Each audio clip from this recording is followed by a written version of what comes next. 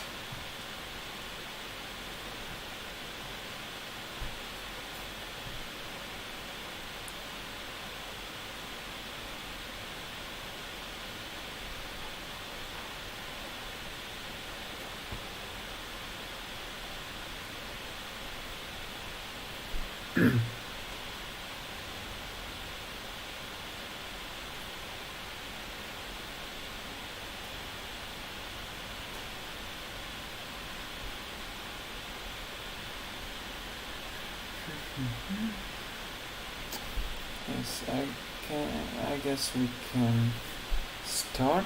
So, as you can see, the plan for today is that we start with a short view of some notes about the practical branching task. So, just a few notes there. I also share them. I share share the Excel file with them, and then I'll just give a few comments there about it. And then, as I promised last time, we will take a look on the topics you've written, so we can review them today. So this will be Recursion. So what I will do, I will mention again what is it, then I will shortly give you some technical examples, and after that I will explain the main purpose of the recursion. Because I remember, I guess last time I did not really mention the real purpose of usage of recursion, so I'll mention it then today.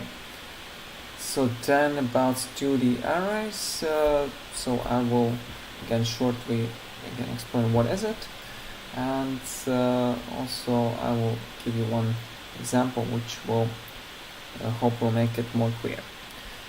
Then about the arrays, there was one comment about the assignment.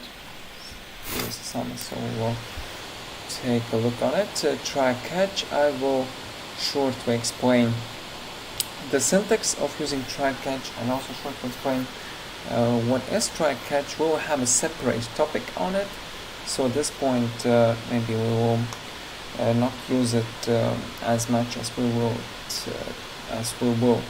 do it in future. So here it will be just a few words about it, and then the functions and methods. This will be covered together with the object-oriented programming. So I'll basically continue then in object-oriented programming topic. So, but first of all, I will share then the comments about the branching assignment. So remember that there was the practical assignment about the arrays for this weekend. I haven't checked it yet. Oh, I need to do some small adjustments. Okay. So here I can show the comments.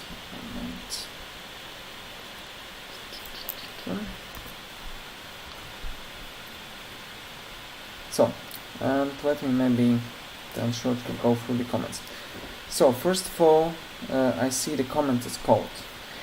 So regarding the comments, so we have not covered this section much yet, but that's quite a good point, quite a good thing to talk about. So first of all, why do we need the comments in code? So they help us to first rewrite the code, since we can comment the code which is not needed and then simply not use it, or then uncomment this code after that. That will be the point, and this is the point what is valid when we write the code. At the moment we develop something, we implement, and also we test. That's the first point. The second point is, which is actually valid point for the real programs. I mean, not at the point of the development, but at the point of when they are actually deployed, is the actual description of what's going on. Because sometimes the code may be complicated, and then if the code is complicated, the comments are required to describe this code, because again, as I said, most we have a situation when your code will be reused by someone else. Your code will be changed by someone else in future. So it means that once you are done with the code, once you pass it forward to other developers, then this developer to whom you pass the code, and all the future developers should be able to understand the code you write. They should be able to actually make changes there, so the code should be reusable and the code should be easily changeable. And for this purpose, you may need to write the comments. So that's one point. And there is one more point which is not valid for our case. Actually, it's partially valid. For our case, is to do the titling. Like you need to write the titles to maybe split in between the sections. Yeah. So let's say if you write the same task into one code, or write many tasks into one code, then you may need to just simply distinguish them, to split them by writing the comments like this is part 1, this is part 2, this is part 3, and so on. Yes, so you may split your code this way by writing the comments. And where's the start, where's the end? In addition, there is one more point which is also valid for real projects, is that your changes must be documented. So in this case, usually how it happens in real life, you have a program, so you have the program which is the part of the software, it's the application or anything else. Then you may need to do the changes there. Usually the changes are requested by someone, and these changes are requested in a specific way, like there should be the incident, or there should be some kind of request. Then this request, such requests usually do have the IDs. Yeah, they do have the IDs. They do have some specific identification. Yes, and then you should put such identification in your code. Yeah, so that is usually required in real projects. Because so then those who see the code, those who read the code, they can easily see the reference to the request of these changes. That these are the main purposes of the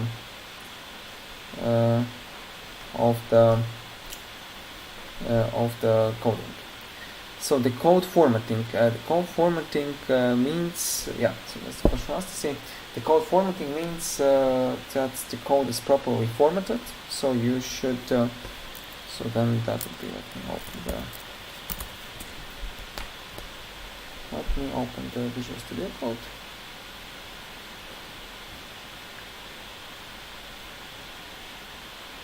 Okay, so we have program from last time. Yeah, so it means that all the space, there should be all the valid spaces, all the needed spaces. Like this code, this is unformatted code. Like if something is like this in chaotic way, yeah, then or maybe like this. Okay, maybe like this. That's fine. Yeah, because if you split one sentence, but if the say if you have something like this, then this means that the code is not formatted. Yeah. Maybe something like this. That means that the code is not formatted. Yeah, you can see that everything is placed on just random line, random spaces are here, and this means that the code is not formatted. That's in real life that is needed for the readability of the code. Yeah, because if I read this code, I cannot really understand where is the start of the section, where is the next to the section. Then it means that the code is not formatted. Yeah, the question from Lena and Sabine. Yes, it means that maybe I did not receive your code in some way. Please let me know if you pushed the changes. So I mean. Yeah, just one more thing. If you don't see one, then it means that I did not notice that you pushed the changes. I'm really sorry for this. Please let me know if. Yeah, that's also one more thing. Please let me know if you did changes. Then I will check your assignments as well. Yeah, I'm so sorry. Maybe I didn't realize that you put the changes. Yeah, so please let me know. Yeah, so then yeah, I can already see for Lena and Sabine. I will check them. Yeah. Yeah, and yeah, for anyone else who don't see the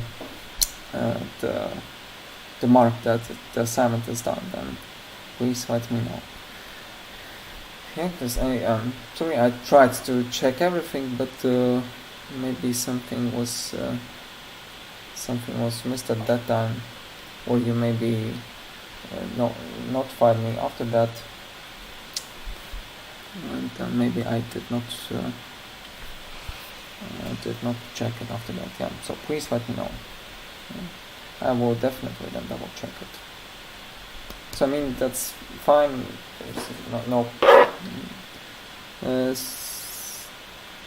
Yeah, if there is nothing, then it means that I didn't realize that you actually pushed the changes in the remote repository. So, or maybe I maybe I'm not following your user in GitHub. So then just please let me know then if you shared. If you shared the then I will check it. Yeah. So I mean, from your side there is no problem. That's the problem from my side. I will then double check it. But yeah, so if we go back to the code form, yeah, don't worry, there's no issues. There are no issues. I'll just basically double check it right now. So yeah, for the formatting, then this means that the code is not formatted. Again, in the programming, in the classes, in the programs which you will deploy in future, there should be the code which is formatted, because again, that's the readability of the code. If there is code which looks something like this, then I mean, from the readability point of view, this is not correct, because I cannot actually see where's the start of the section, where's the end of the section, because in practice that may be a really important thing, especially when the code is long and I need to distinguish the sections. So I need to realize where's the beginning of the section, where's the end of the section, what's the part of the section. Like so usually for the sections, that's mostly about the sections. I do need to know what is the part of the section. Like if I see that this is shifted to the right, then it means that in this case that's not the part of this section. If I format the code again in Visual Studio Code, that should be Alt Shift F. In different in different IDEs it may be different. And right now you can see that the code is formatted. So I can see that here is the start of the section, then I can see that all the code which is shifted right, this is the part of this section, so I can easily understand where is my code placed and what's the at least what's the structural purpose of this code. Especially when in future we'll work with the classes, with different classes, different methods. We'll see that, and also if there's the branching used, then again if statements, while statements, the loops. Then in this case, if we use the blocks, that will be also quite crucial thing to understand where is the start, where is the end, and what is placed inside. Okay, that's why the code formatting is a very important thing. So that is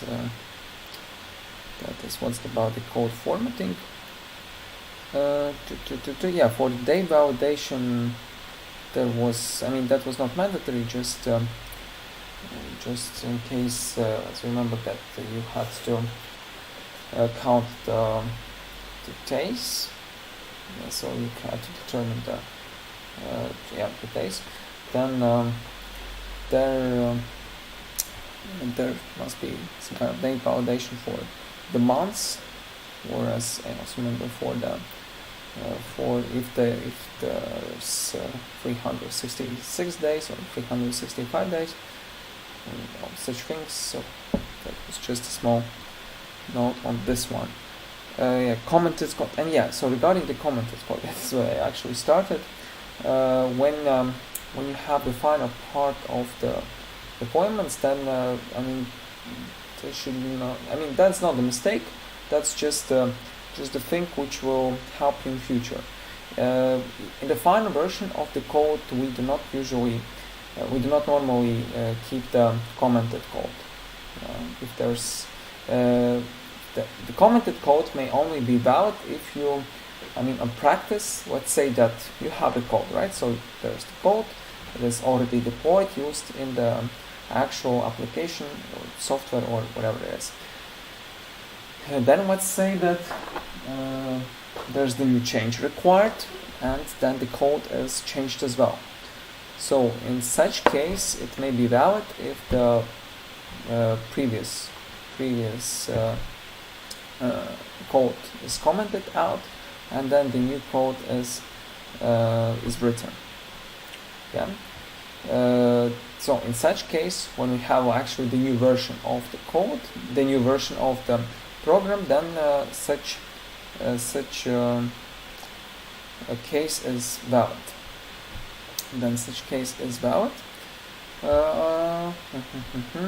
But if you have the initial version of the code, like you create a new program, then you comment again. For you, that's fine, you can comment it, but on the final version, when the code is deployed, then usually it is better to not have the commented code. So here I keep the commented code because we learning, so you can check something from this. So that's for the learning purposes, that's fine. But when you have the actual deployment on your code in real life, for the actual production code, then it's better to remove all the commented code which was not written there before. So that is a small remark, just the cleanness of the code. That's not the mistake right now, so we learning, but in real programming world, the real programs are built, then we don't usually don't keep the commented code. So that's just a remark for the future. So there's one more thing about the usage of switch statement. So actually for the switch statement you can maybe I will not take something quickly before.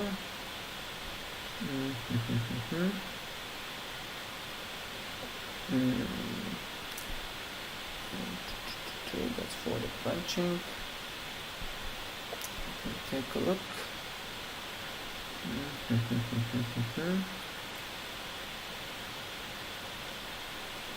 Okay, yeah, here we have. Yeah, for the switch, actually there is such possibility that you combine multiple cases into one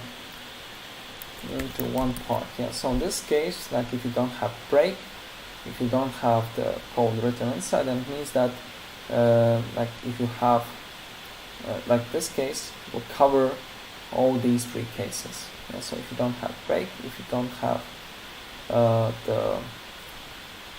just simply if you don't have break, then this code will actually cover all these three cases. Yeah. So just everything what will be here, it will be covered by 1, 2. It will go actually from top to bottom, but let's say that if you don't have any code for case 1 and case 2, then for case 1, case 2 and case 3, this code will be executed. So that's such part for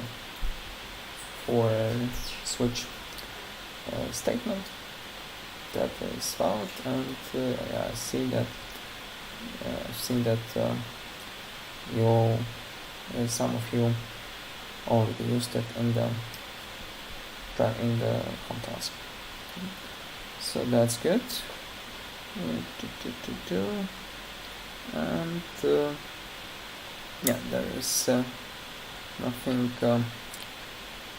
more to discuss. Yeah, also then for those who are not in the list, please let me know. I will check your task as well, because looks like maybe I missed something there.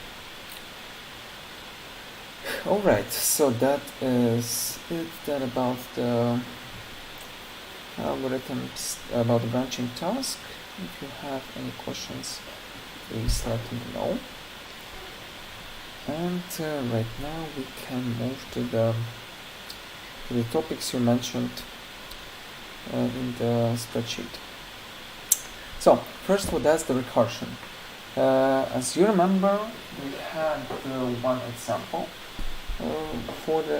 about the recursion, and this is the factorial calculation.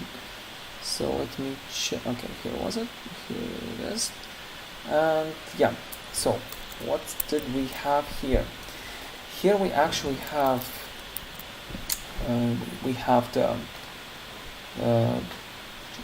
basically the function, which here. Sorry, where do we have it? And,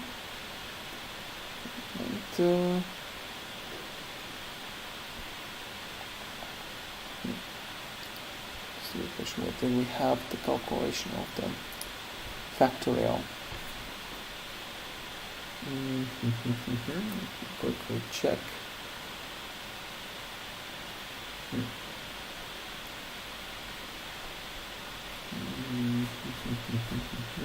Here.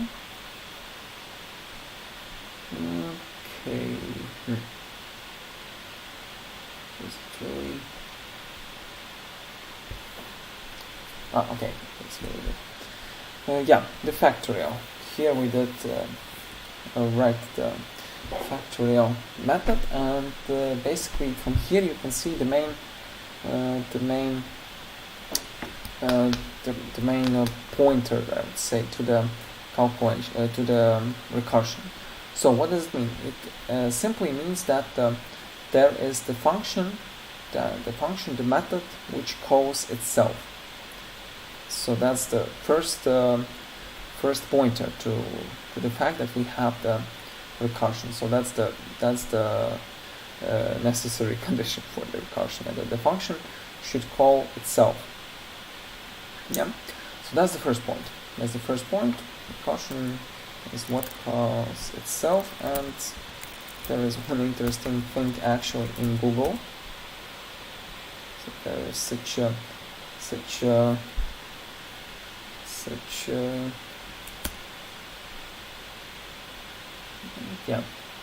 trick in Google that if you type recursion here, then it will never end suggesting you to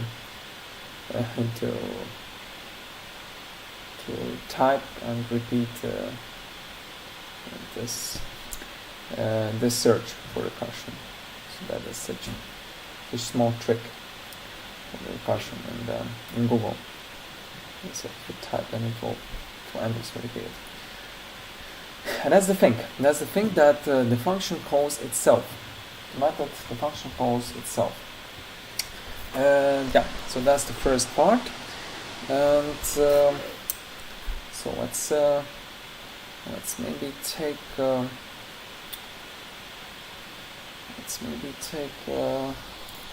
one more example. I will put it under the basic examples again. And here I will basically create a small program which will count sum of the array.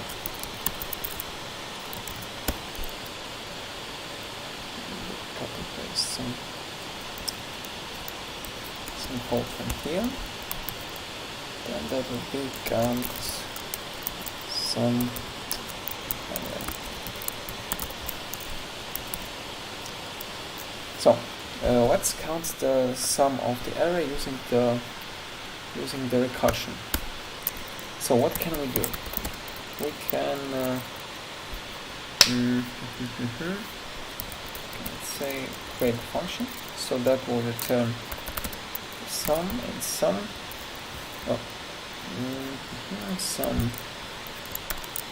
elements, and here we'll provide the array, and here we can also provide the current index.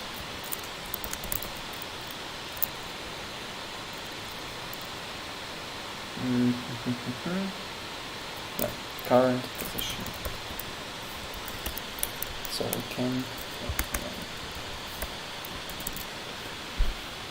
yeah. So and here we can say if we are reached the end of the array, so it means that if array length equals current position, then we return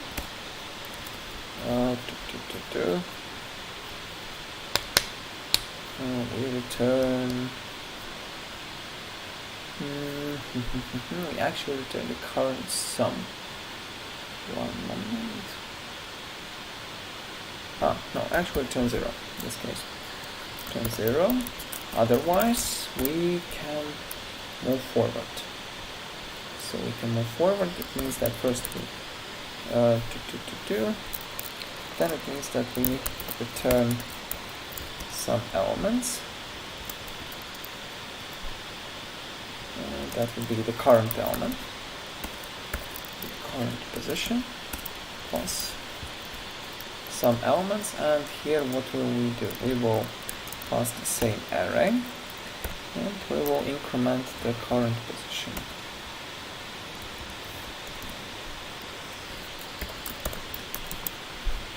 Yes, we can skip using the brackets here. And let's try then. The array, and let's say that I'll just directly define the elements. So type some random numbers here, and so let me print out the sum of the elements here. Sum, I pass the array, and I pass the current position. Let's see what will happen in the result. Let me go to the branching, or basic example, sorry. Basic examples. Oh, hold on, yeah. sorry, I need to go to the folder next to the compilation, and here I will compile, so that is count sum let's see s.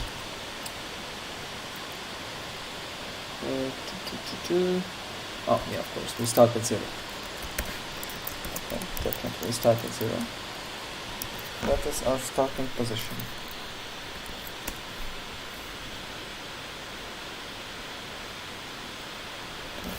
Our starting position, and here we can run the program.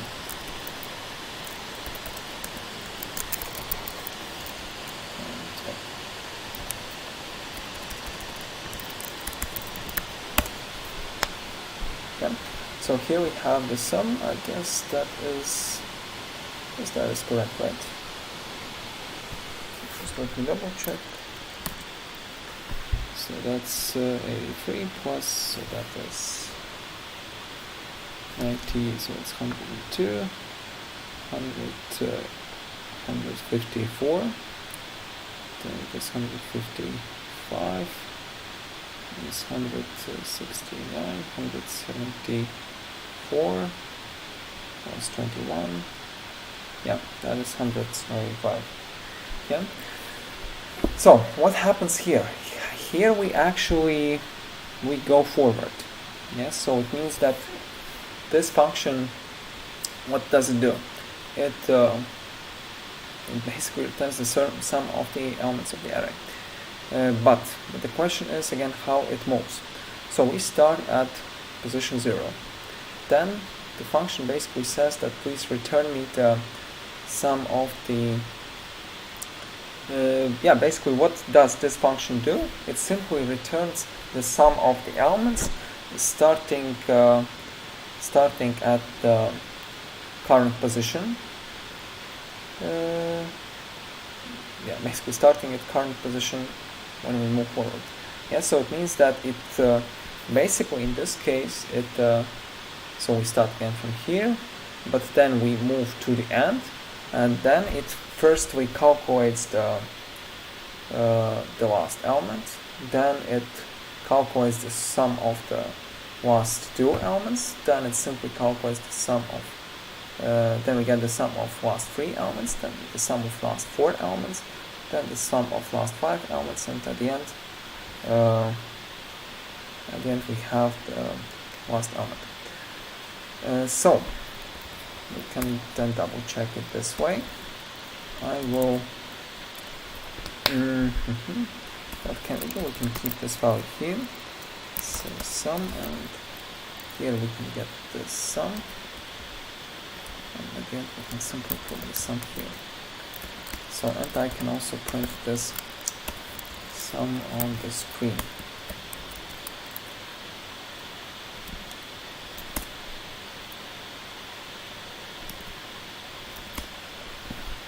Wait, hold on.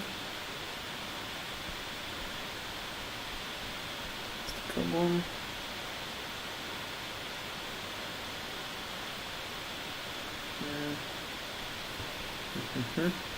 Oh yeah, of course. I have this. Okay. So yeah, there's the interesting thing that. Then here I need to have -1 because I already incremented here. Because previously the sequence was that I first provided this position and then I incremented it from the right side. That was the issue. And then let me correct this. Because again, here previously the sequence was that here I provide the position and only after that I incremented. In this case I need to increment first and then call this array assignment. That's why this one needs to be a little bit adjusted. Yeah. So again, how it goes? We go at 0, of course, because we have nothing.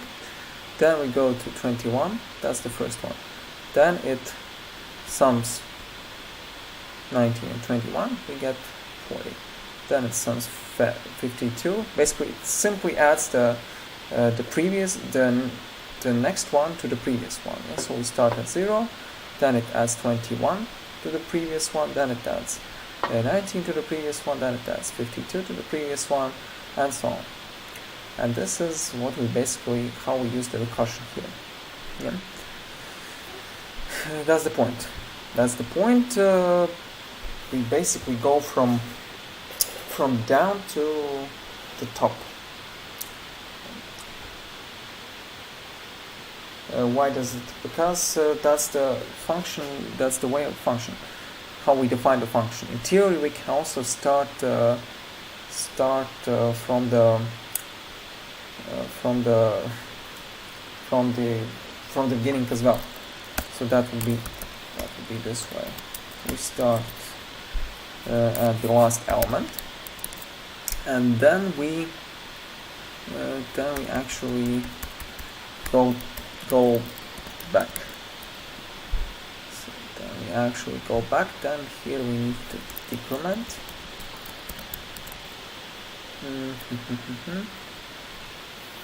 Yeah, and here I guess we then need to add +1 in this case. So right then, in this case, we should start from the beginning to the end.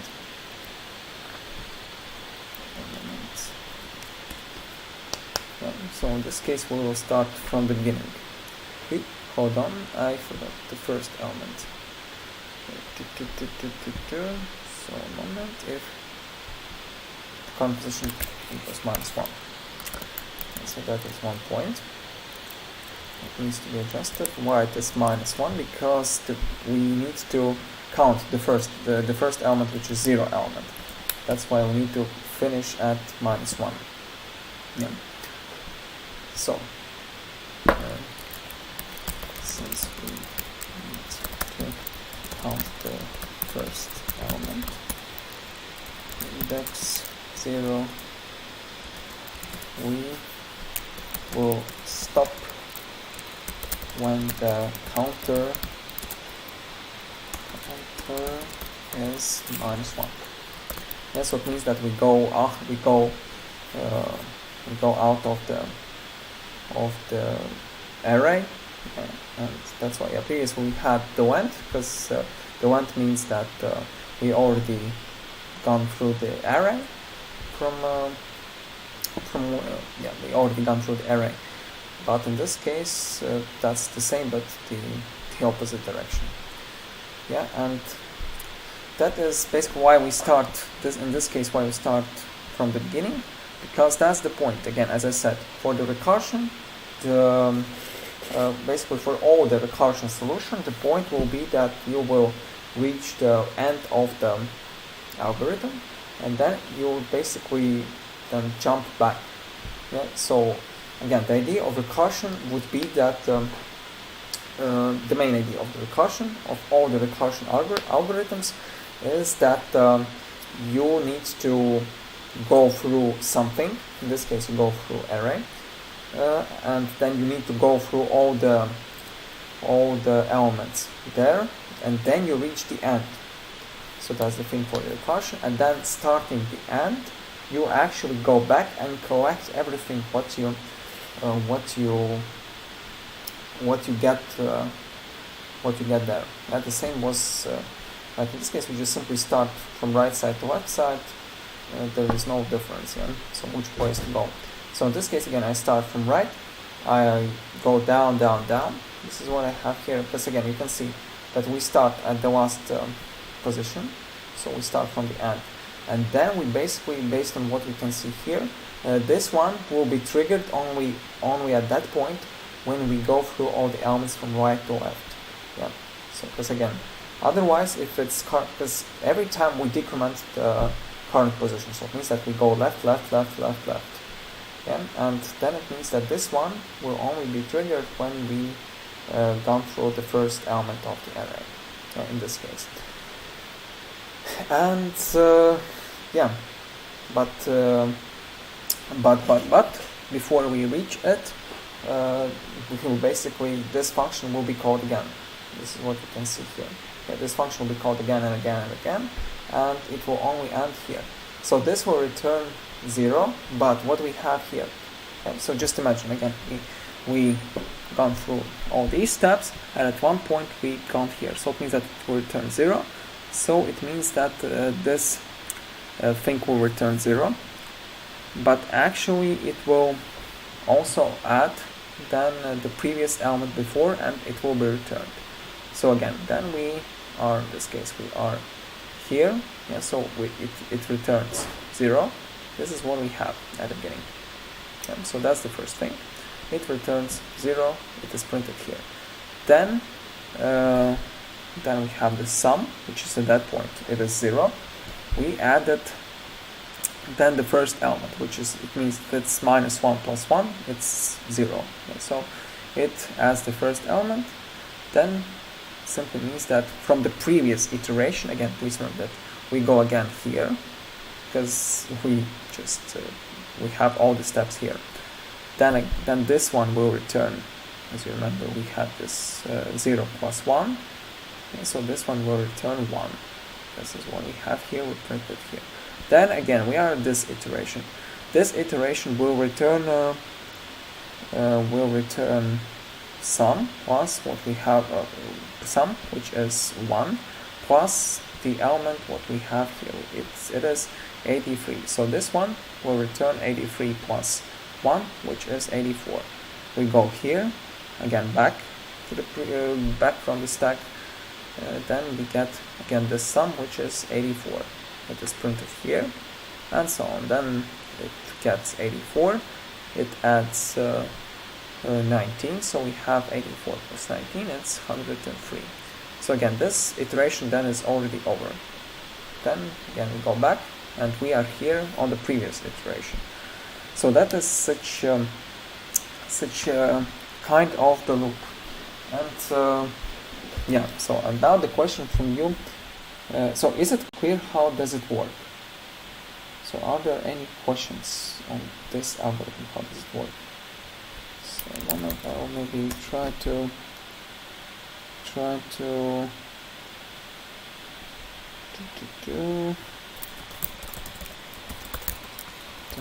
maybe give you one picture. I guess this one is quite similar to what we do now. So I can maybe share it.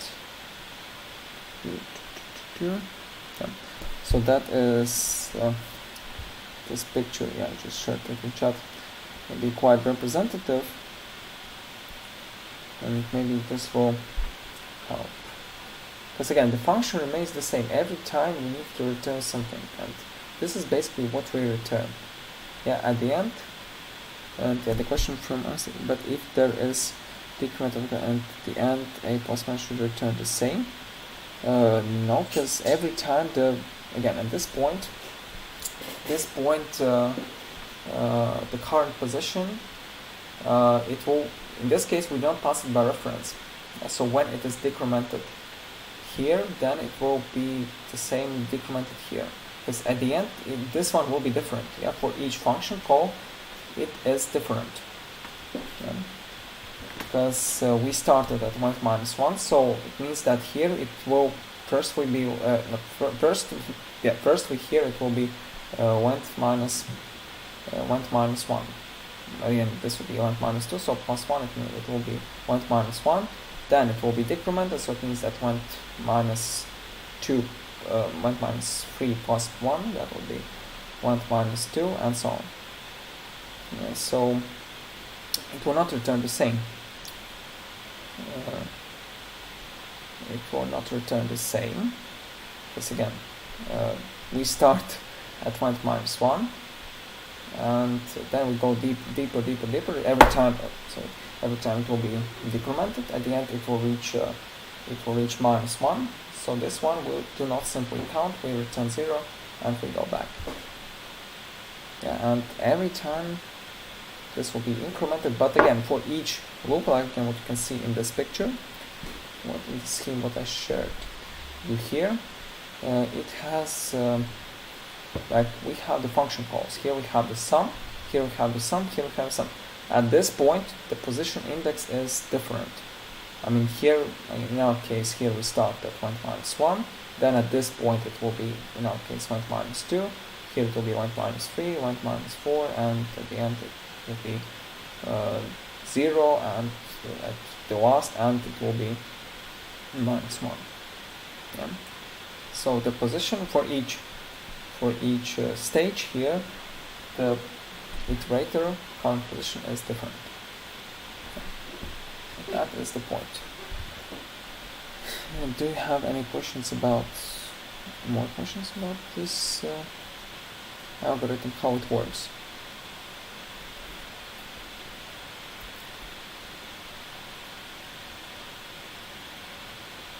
How does the function know how to call itself? Here we have this function call. So here we define that the function will call itself. I mean, in this case, only the definition of the function will be the same. Yeah. So here it is. I mean, at the end, there is the stack. And so that is also the important part when we talk about the functions. Yeah, because what you can see in this picture, we have actually one function. Yeah, that is one function, sum, every time we are in this function, but we are in the different stacks. And so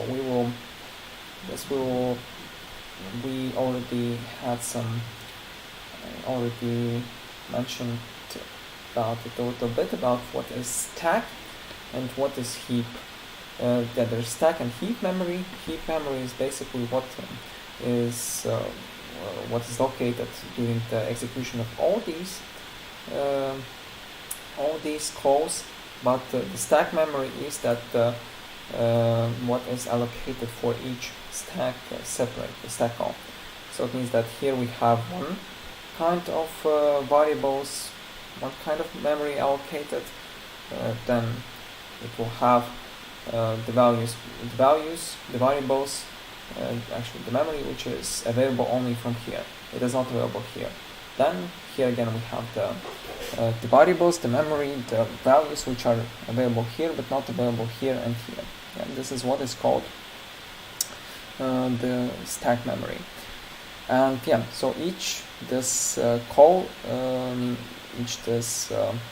level is called stack. Yeah, we call it stack. So each stack actually it calls the same function, but please remember that it only calls the same logic. Yeah, because the function, the method itself, does the logic. It is not more than just the logic.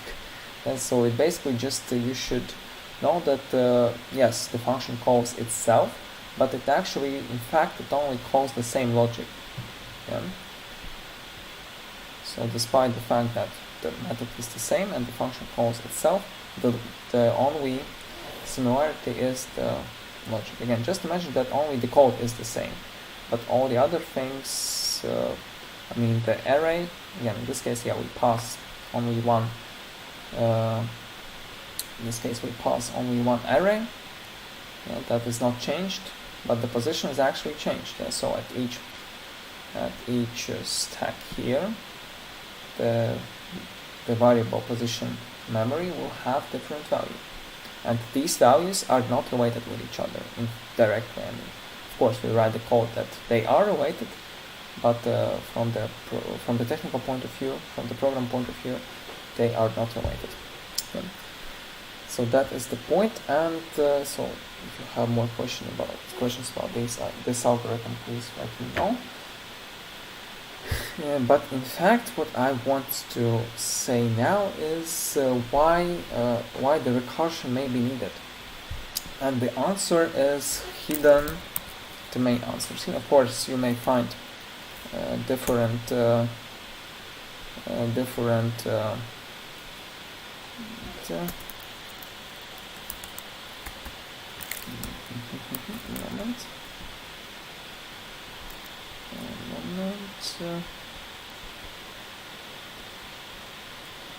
Oh yeah, sorry, just a small typo.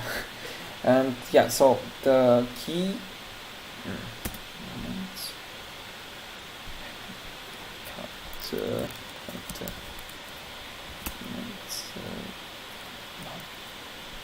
I just want to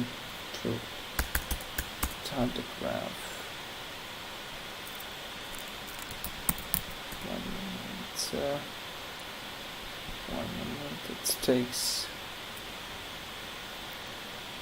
No, hold on. Oh no, sorry, that was my fault. 1 quick moment. I'm searching for the picture.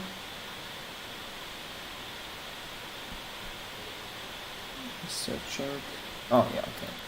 So now it was a little bit tough to Google it correctly, but okay, then I guess we can Google it. That's fine.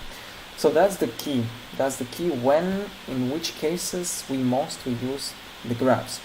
Again, you can find actually lots of different solutions, but the main structure of the usage of the recursion is these are the graphs. The graphs, and so that's not just simply mathematical graph, because in fact the graphs are widely used in the programming, and not just because of all these mathematical things, but simply because of the data structures we may have and the data we actually work with. So last time, I guess I meant, not last time, but the time I talked about the recursion, I mentioned about the data structures like XML files or JSON files or something like that.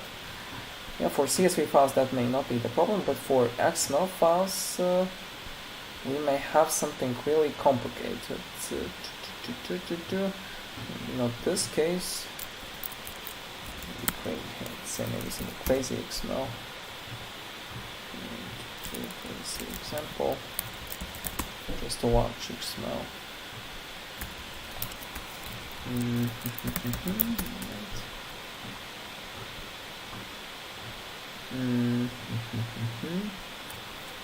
The complex XML.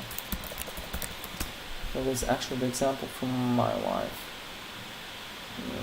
Maybe let's say something. It's too simple. Simple file. Maybe something like this. Okay. So you can see the XML file on practice. Actually, in my case, that was even larger. Yeah, with so many substructures there, so many sub elements, and in fact, what's the task? The task would be to, if we have, for example, XML, again, that can be JSON file or just any type of the data you may be working with. The question may be how to actually search for the element there if you don't know the actual structure. Like in general, let's say that you may not know the path to the element in the file, yeah, in the data file. So you may need to navigate to this element. You may need to go through so many different paths. Yeah, so actually to navigate to one corresponding element, you would need to go through the paths.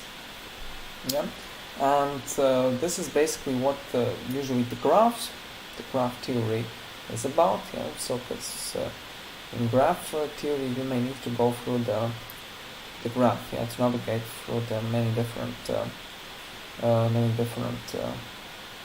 vertices on the edges of the graph. So, and in this case, if you write the program, again, in this case we talk about the graph, but on practice that may be the data file where we need to navigate through the one element, then we go to the sub element one, then it may have another sub element, then we need to go deeper, then deeper on one side, deeper on another side, deeper on the third side, and in this case, yeah, that would not simply be achievable using the loop or something like that. Yeah, to be able to navigate through such graph, we would need to have the recursion. like this would be, let's say that we have the function go deeper. So let's say that for the graph, maybe not this graph, but something maybe like this. Yeah, we have the start. Let's say, yeah, this is oriented graph. We are on the start, and let's say that we want to go through all the, yeah, so let's say that we have the program which should go through all these vertices of this graph and all the, let's say, yeah, all the vertices of this graph. How can we actually write such program? Yeah. So the program won't be that's not possible to write it using the loop. Yeah, because we don't have the we actually don't have the iterations here. But let's say that we have the function. In this case, maybe I will not write it, but maybe I will write it a little bit later when we talk about the more complicated data structures like the lists and different type of the collections. But what's the thing? The thing is that for each vertex we have the edges which go out of this vertex. So in this case, the program would be that, so we have the function. The function has the method, the function. Inside each method we have the vertex, let's say, as the object. We will work with object-oriented programming, and then you will see that we can actually easily represent the vertices as the object. So for each vertex we have the edges which go out of this vertex. Then what does it mean? It means that inside, when we are on the vertex, we need to go next. Then the function would look something like for each edge which goes out of the vertex, we need to go deeper. Let's say the function would be called go deeper. Go deeper. So then it will go deeper here, and then the same function go deeper will go here. Then go deeper function, let's say that it is here, and then we check if we reached the end, if the number of the vertices, if number of the edges which go out of the vertex is 0, then we stop. Otherwise, we go to the vertex from this. Then we go here. Then the same function again. We have this loop for each. It will go deeper here. Then it will go deeper here. Then it will go deeper here. By the, meanwhile, on the let's say the right or left direction, on the opposite direction, this will also go deeper. Yeah, so it will go deeper here. Then it will also continue the same way. If there are the vertices, the edges from this vertex, then we should navigate and go through these edges. So again, we will have the function go deeper here, go deeper here, go deeper here. At this point, when we are on this level, from this vertex, we have nothing to go, so in this case we stop the program. Yeah, so in this case we navigated through this vertex, this vertex, this vertex, actually this vertex, this vertex, this, and this. So again, from this vertex and also from this one, we cannot navigate deeper, right? So we stop here, we just simply finish our execution. But when we are here, so I mean in this scope, we need to go deeper. Yeah, we go here, here we stop, here we stop. Meanwhile, we are here, we go here, we stop, here the same. Go here, stop, go here, here, and then here. And then here, it will all be done at the same time. Yeah, but they will be stopped. And so at this point we actually gone through all the vertices of this graph. So that would be the, from my experience, the most, not again using when we go through the graphs, but let's imagine that's the data file. Yeah, so the data file may have the sub-elements, so basically we need to navigate through all the sub-elements of the structural data file, like that would be JSON file or XML, or just basically any object which has sub-object, and we need to navigate through all the possible directions. In this case, we would need to, the easiest way, if we have such data files, would be that we use the recursion. We use the recursion, and recursion actually helps us to navigate through all the units of some kind of data structure. Okay. So in this case, we basically did something similar. We navigated through all the elements of the array. Actually, in this case, since we have the array, we know the indexes, and then of course here we don't have, for each element we don't have sub-element. But let's imagine that for each element of the array you will have the sub-element, then you may have another sub-element, then another sub-element, and then another sub-element, and for many different elements the levels of sub-elements would be different, and in this way that won't be maybe it would be possible to do it without the recursion, but the recursion would be the easiest way to do it. Because the recursion simply says go forward, go deeper or forward, and that would be the easiest way to represent it.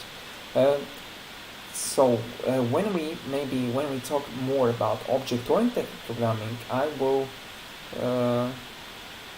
object-oriented programming, and when we cover the data structures, then we can actually implement such algorithm. Again, I will, if you are interested, that would be, I would say, quite interesting task for you. For you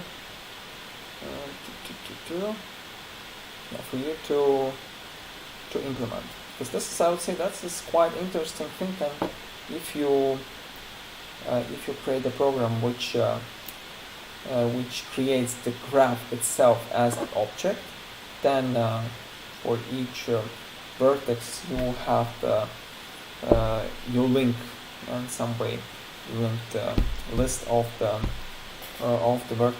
edges which go out of this vertex, and then for each edge you will have the outbound and inbound vertex, and so then you can create the program which actually navigates through all the vertices. That would be quite interesting.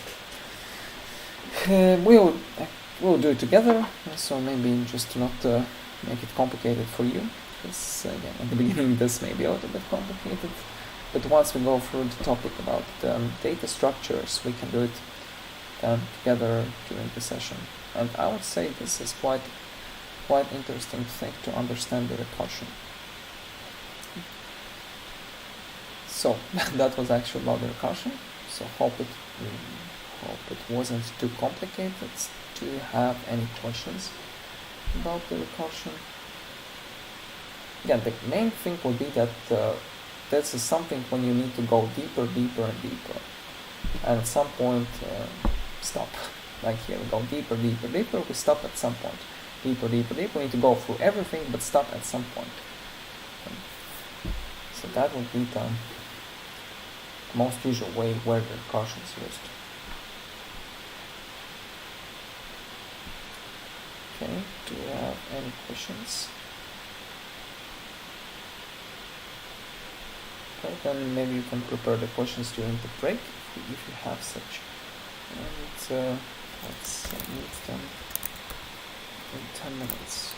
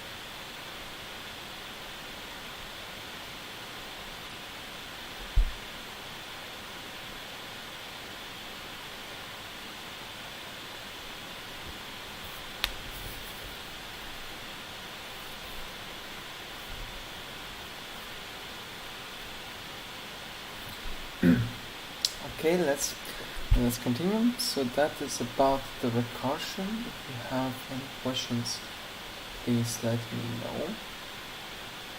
So, and then the next thing is two-dimensional arrays. So regarding two-dimensional arrays, that is practically the same as one-dimensional array, but just to mention that for every element of the first dimension, there is another array assigned from the second dimension. So, and let me go through the, so just imagine the data structure where we actually need to store the array of arrays. So that is practically the same thing, but let's maybe go to the more obvious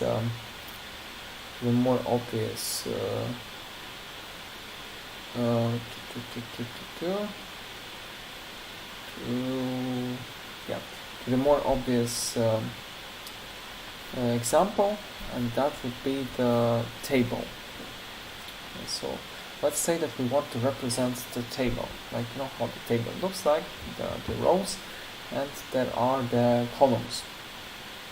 So in this case, let's imagine that we want to represent the table. So let's go. I guess we can go to basic examples, and here we'll say that the table example is this, and then we'll then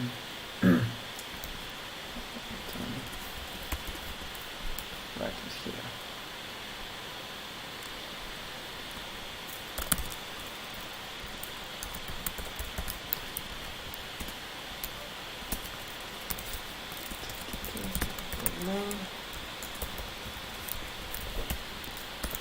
And let's say that we want to just simply create a table. So how can we actually represent the table in the data structure? So in fact, actually in C# there's the possibility to write structures. So in fact we can simply define the structure. So there are the structures we can define, but maybe we will not touch them right now. So as an option to represent, because the structure is quite specific C and C# thing, so maybe let's say that we won't use structures right now, but they're just simply two-dimensional arrays to represent the table.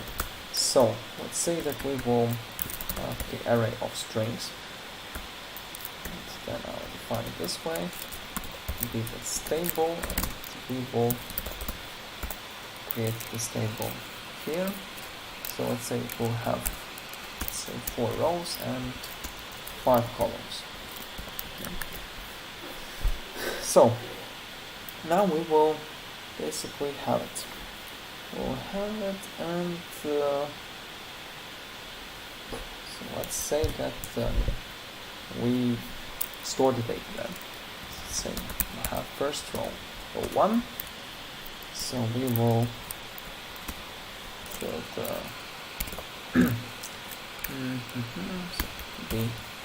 the first row and the first column. So we'll say that will be the name. And the name, let's say maybe just something. Then we will have server, something like this. And then we can simply add some data. Let's add 3 rows to not make it complicated. So, and then let's say that we add some data about Jan's college. So let's say maybe that would be date of birth or born. So maybe that would be something like this. I'm just putting random number here. Then let's add more data. So that would be so that would be maybe eye color, sure. Okay. Then, let's say that would be maybe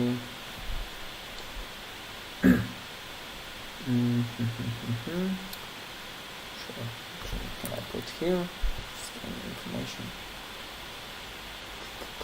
pool? Okay, let's keep let's keep 4 columns. So we can also add header line, for example, header row, and that would be, so in this case we can add it to the second line, and to the first one we can add the header, so that would be name, then we'll have serving, and let's say we have date of birth,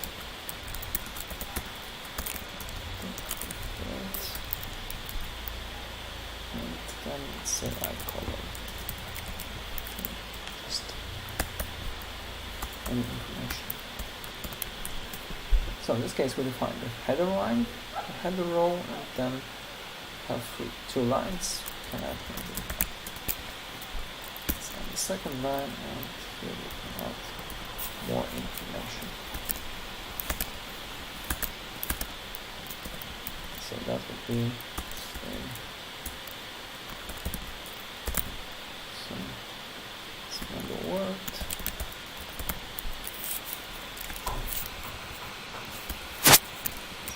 Type something like this. And the iColor, let's say that would be cool. Yeah, so now we have this 2-dimensional array. And let's just print it to see how it looks like. Static void print to the array. So here I can provide string array, and I can print it. So then I can use for actually I can use for each. Then in this case that would be array. For each that would be string. Oh, sorry, hold on. We have 2 dimensions, so it should be like this. Then we have 1 dimension. Because for actually the element of 2 dimension, each element of 2-dimensional array is the array. It's 1-dimensional array. Because again, the array, 2-dimensional array is actually the array which contains the arrays as the elements. So that's the simple point here. And then we can simply consider it as the row in, and then this would be the array here. And then actually we need to print each element from the row. So that would be for each. Here we have the elements of 2-dimensional arrays are the arrays, 1-dimensional arrays. Then it means that the element of 1-dimensional arrays are just simply the elements. Yeah. So this means that this would be the string. So the string will be elements, and that's the element, and that would be in the row. Yeah, and from here we can now print the element. So that would be the element plus, and here we'll add the not new line but space, okay. Just to separate the elements, and after each row we can write multiple new line. That will be here, okay. And this, yeah, now we can print it. Let's see what will happen then.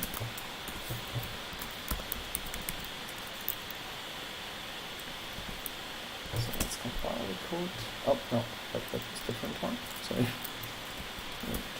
That would be a table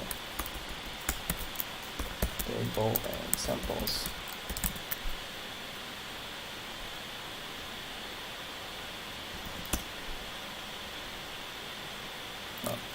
Oh, that's not far.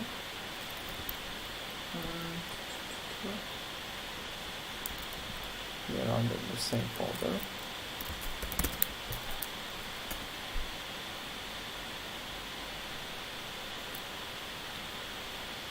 That's the term for line 30.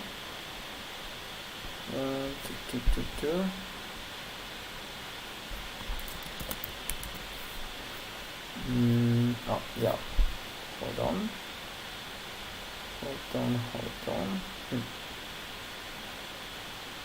Well, it should. Strange why it says that. Okay,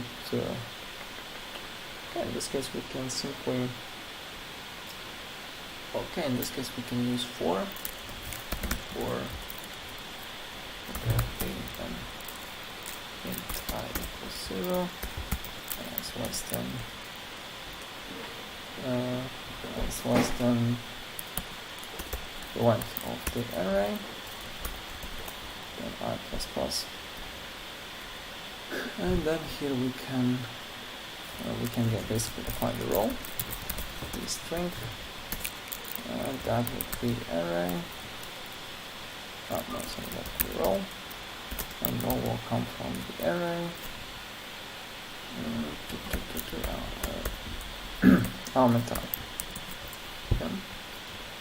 So then let's check now.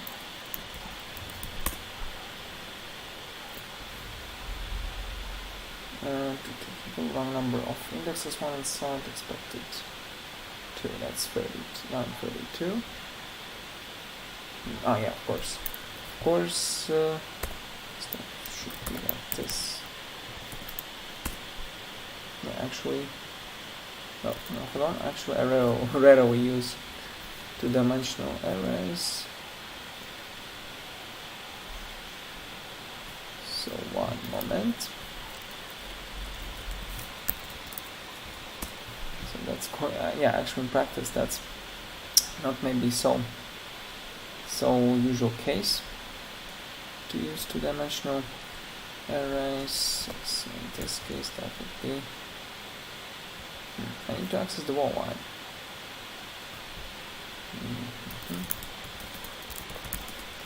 It's quite rare case, I'd say. 1 moment.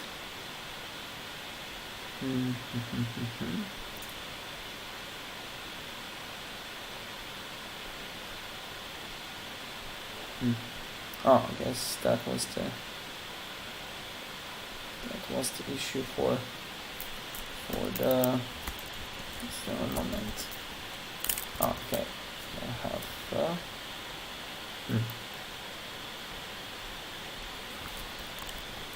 And there should be maybe get row.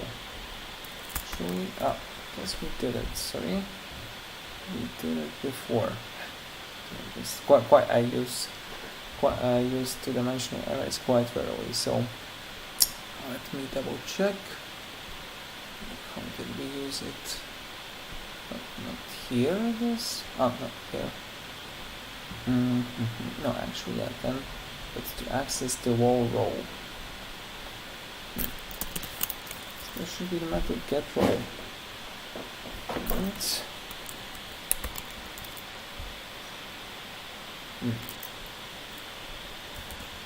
more moment. 1 moment.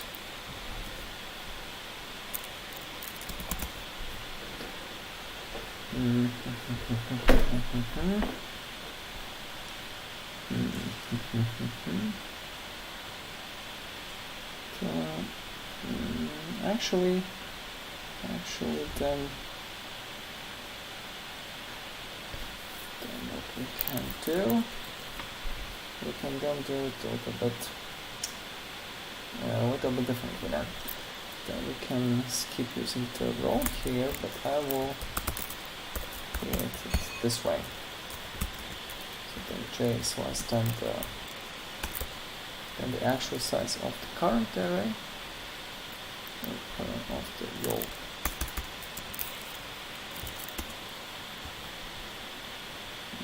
And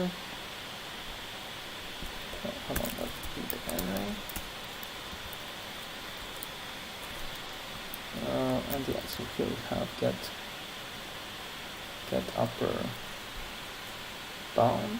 Sorry, get length. Yeah, that will be get length, and here upper dimension that will be I. dimension I, and then we can increment j.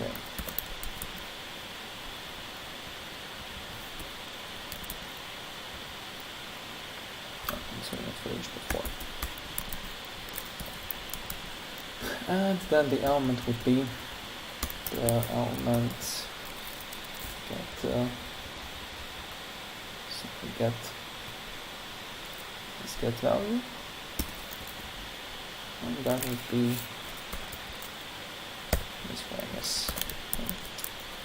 So let's double check. I mean, most we will use the, in practice we use the collections, the lists. So then, in fact, the dimensional arrays are not quite popular in practice. Hold on, so here we have the issue. This looks like the index is out of bounds. And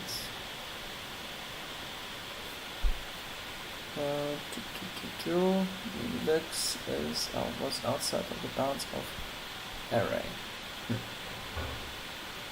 Where is it out? So neat.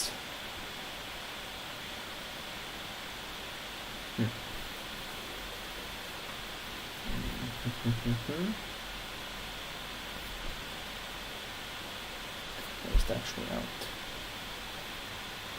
So it's okay, it's printed the first line, then it's printed the second line, but there was the issue on the third line.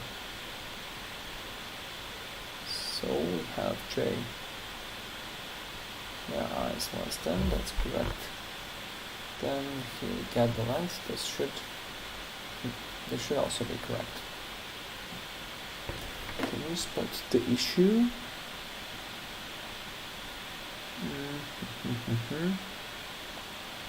This one looks like the index is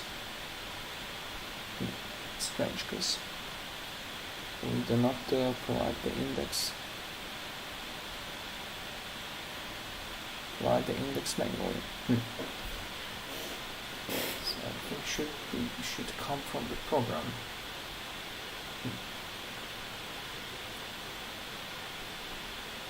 And that is a little bit. That's a little bit strange, I would say. So we can increment j, that's correct.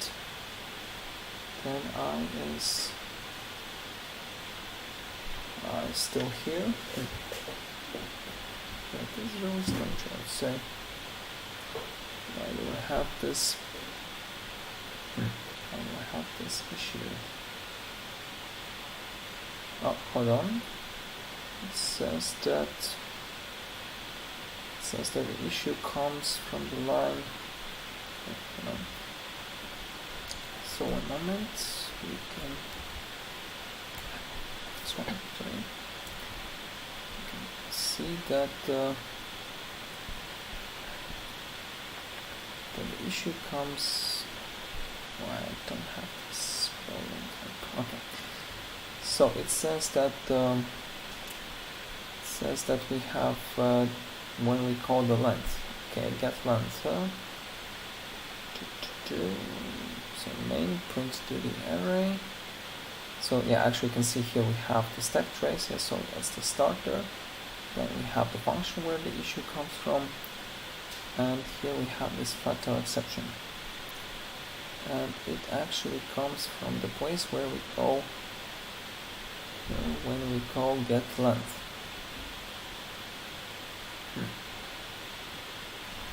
When we call get length, so it means that the issue is here at this point.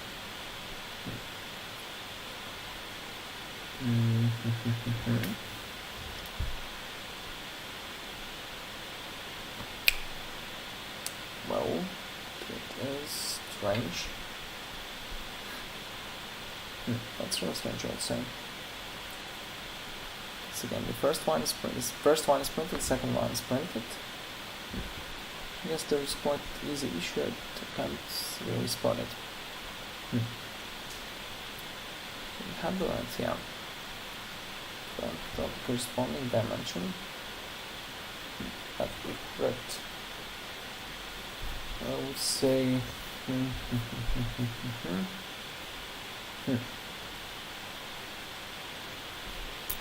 That is interesting.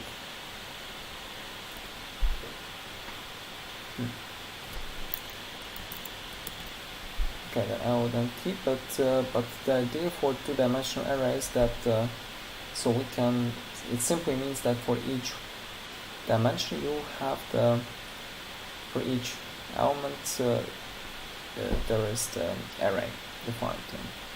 So actually that's the array of the arrays. So that's the only thing. From the syntax point of view, again, I would say that these are the basic things.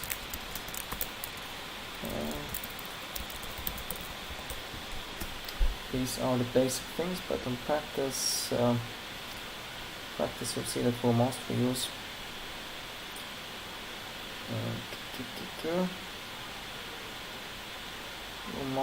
the collections rather than the arrays. Okay, at this point that looks quite strange. I'll double check it after that, because that should not trigger the issue. So yeah, get length of the corresponding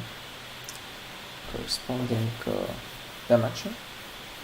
That should be correct. Okay, I will double check it maybe a little bit later. So right now maybe, there was the question about the arrays. Let me check it. So the question was, I'll go through the practical assignment number 3 about the arrays. Okay, we'll go through, but the first question, is it possible to create new array without knowing anything about it and force the program to fold it? Actually, what does it really mean to not knowing anything about it? For example, we have already one big array, and the program picked for us all the uneven numbers. Can the program also collect them into some smaller array? Yes, in this case, we will need to know the number of the elements of the second array. We need to write, because again, firstly, to be able to actually use the array, we need to create the array as the object, and to be able to do it, we need to know how many elements there are in this array. So otherwise we cannot really initialize the array. So that's the point here. And so yeah, regarding the array, we just simply need to create new array by knowing the number of the elements. So again, we create the array, we initialize the array. So yeah, we create the array, and then we need to know the dimensions. So then to fill it, we must know the number of the elements. How can we know the number of the elements? It depends. From where the program comes from, from where the values for the arrays come from. If they already exist, then we can simply read these values and then pass it to the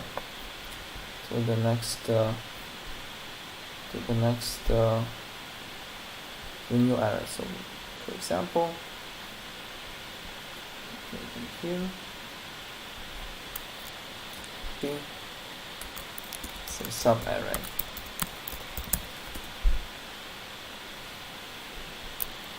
So for the sub-array, that would be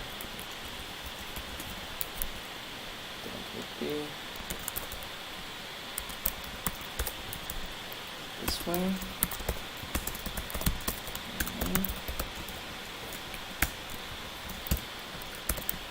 here we can simply start with the array and fill it with the values. Just type some random values here.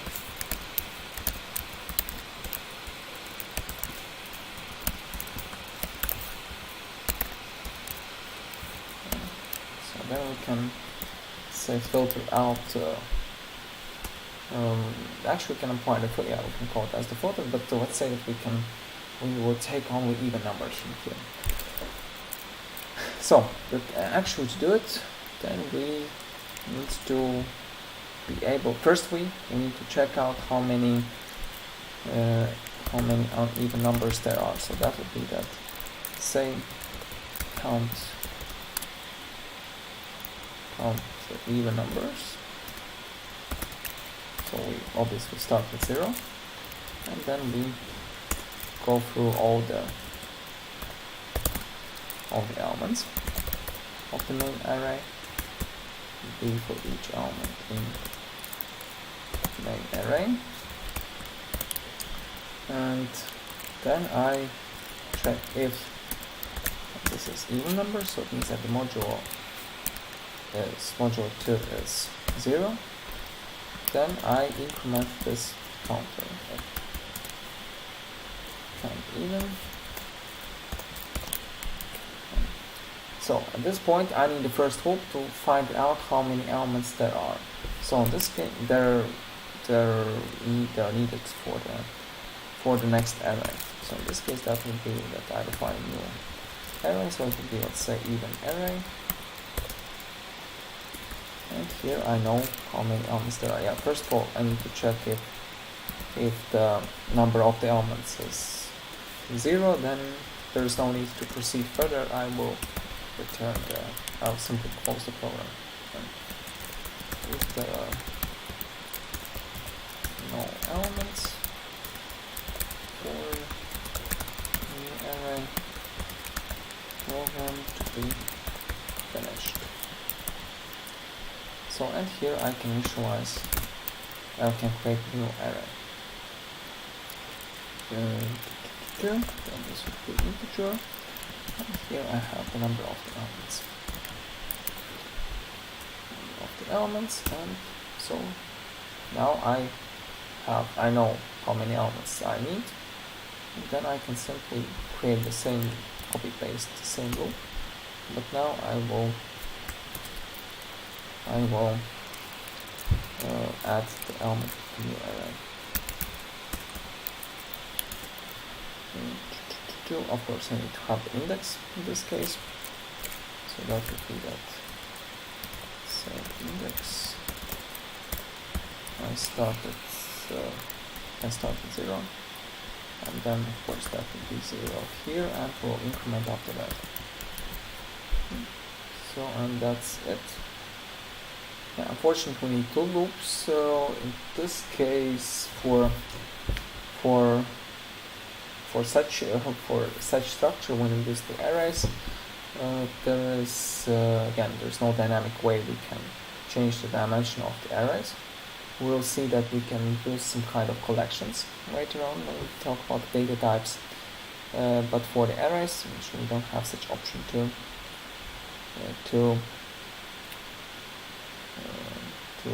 extend the array, to add more elements there. Only the existing dimension. So then let's see, this would be self-array. So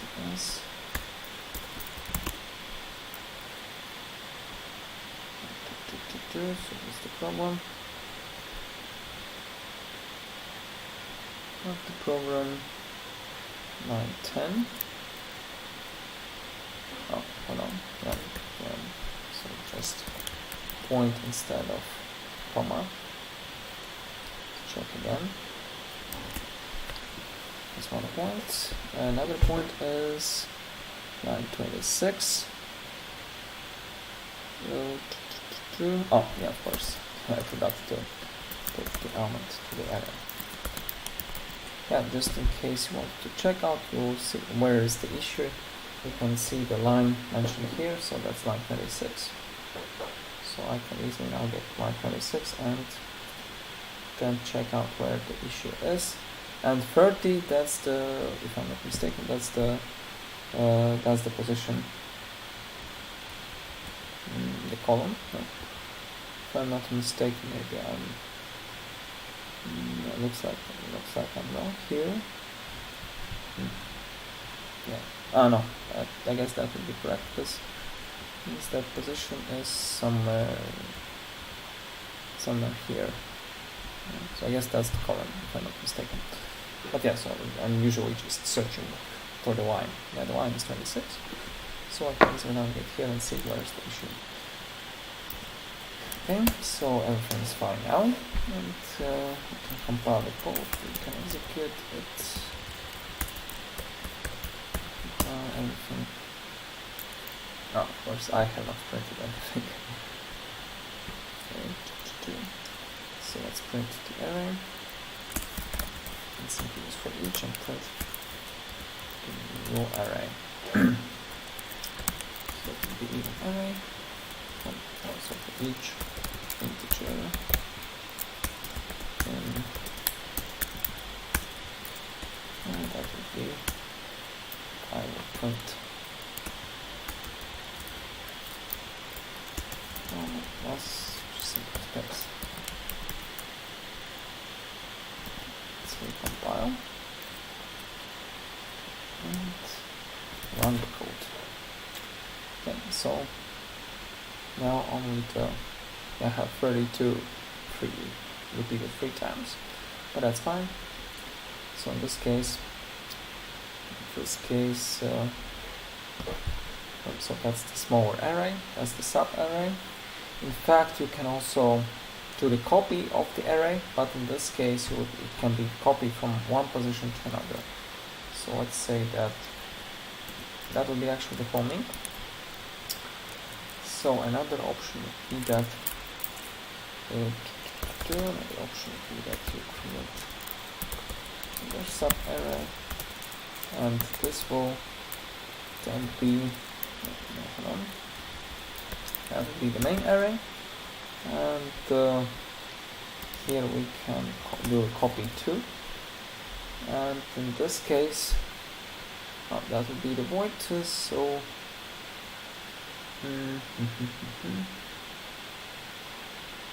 yeah, in this case we'll need to hold on. No, I guess we can. No, we need to have the object as the array. That's crazy, because it can. I guess for us that would be not the problem. So let's say we define the new array here. So then let's say that we define it. Let's say that we want to take half of the array.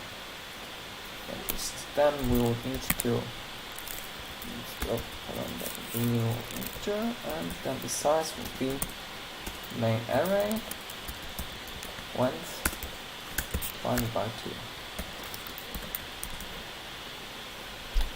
So in this case the only problem would be if the length is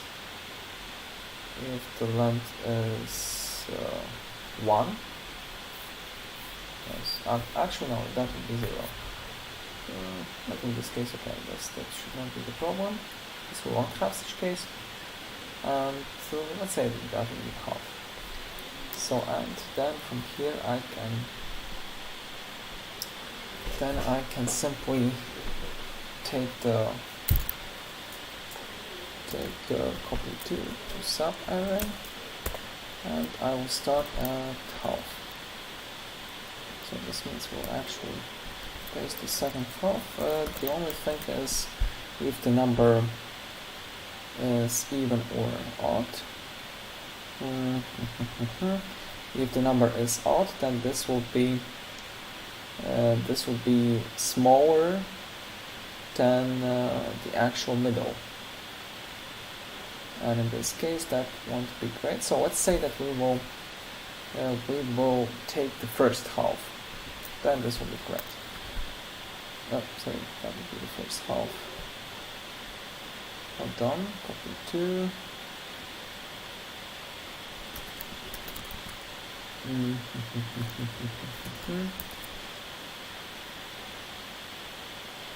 No, start at first. Maybe. And let's print out this one.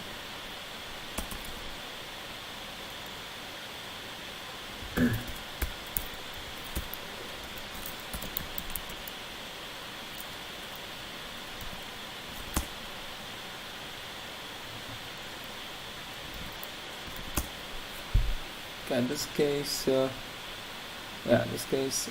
was wondering about the bounds we will have here.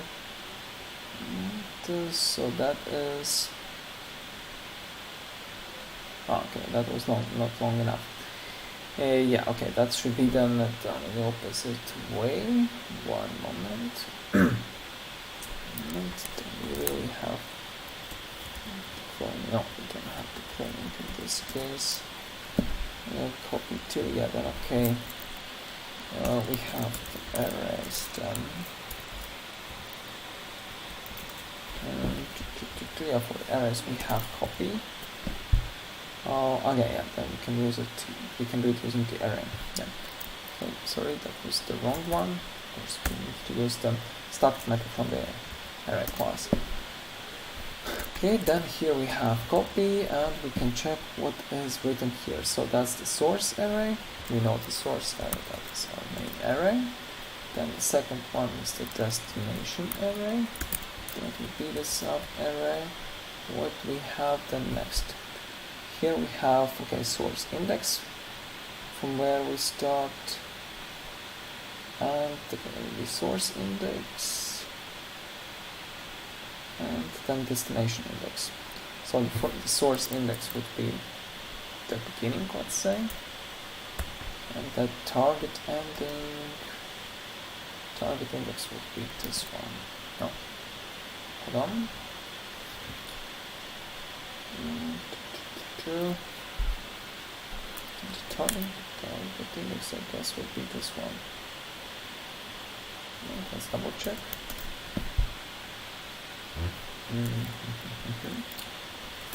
Done. So we have the option source array. Okay, then we have the length. Okay, so that should be fine. Then the length would be, no, we should start at 0 and then the length would be half. Okay. So now I guess that should be fine. I guess that should be fine. So that's this. Okay. Let's run the program.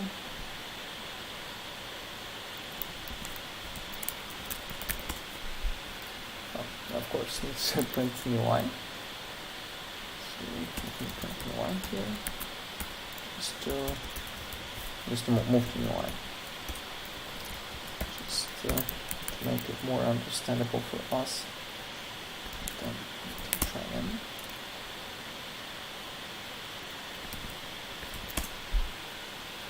Yep, so here we'll have the first half of the array.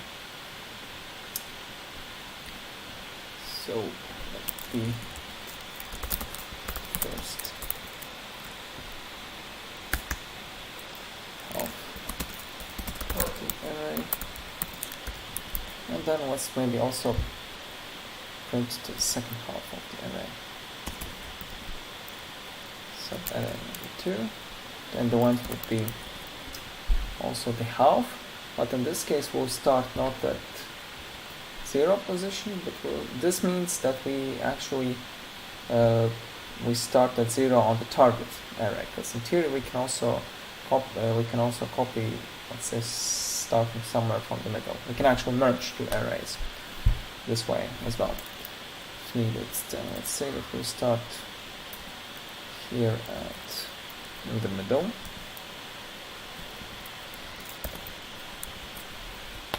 And yeah, the point here is that we must start. Then the problem may be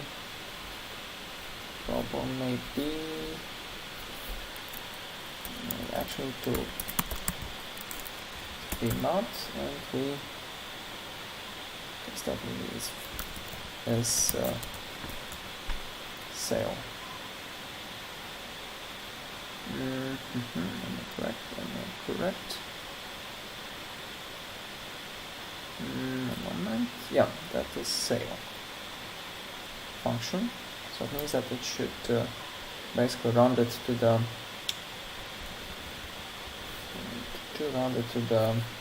round it up. So it will be not sale, and here we need to provide the integer. Okay. So this being case, that should be fine.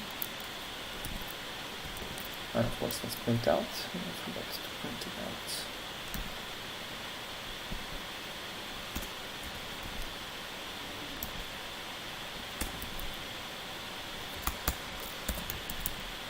B.B, some arrow 2.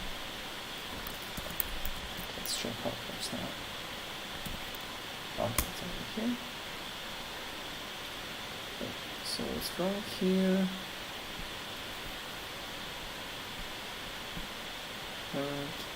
Okay, index was out. Okay, that was about this one. So one moment.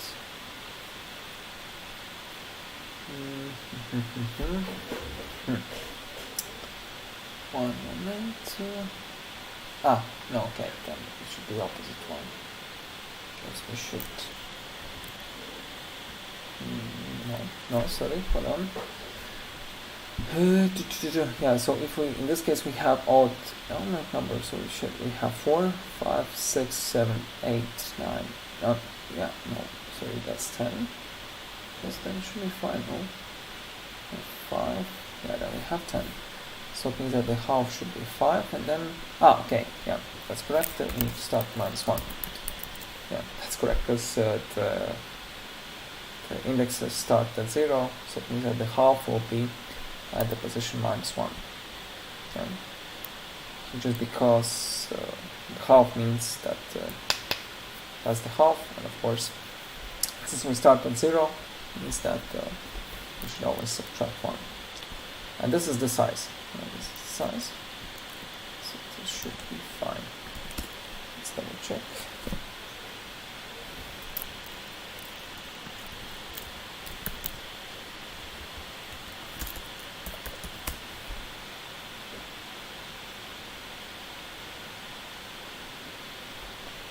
Okay, and let's print it. Okay, yes, compilation failed. Okay, compilation failed. Call is ambiguous between 4, so that's 44. 2, that's the problem. Okay, following mathematical systems.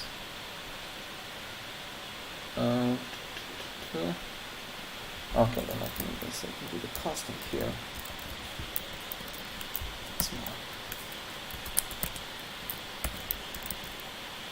Let's try the casting here. Okay, so that's 44. The best overloaded method mark for copy has summoned out commands. Okay, then maybe let me do the calculation outside here, so that will mean calculate middle index, that will be. Just simply put it here. So again, let's check copy, and then we have to check the signature. We have the source array, we have the source index. Oh, no, hold on. That should be, yeah, sorry, that should be the opposite direction. Should start then here, of course.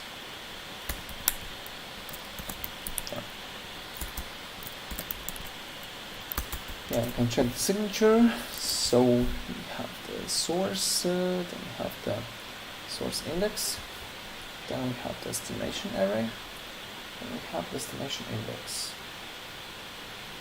In fact, destination index starts at 0, so it should be here.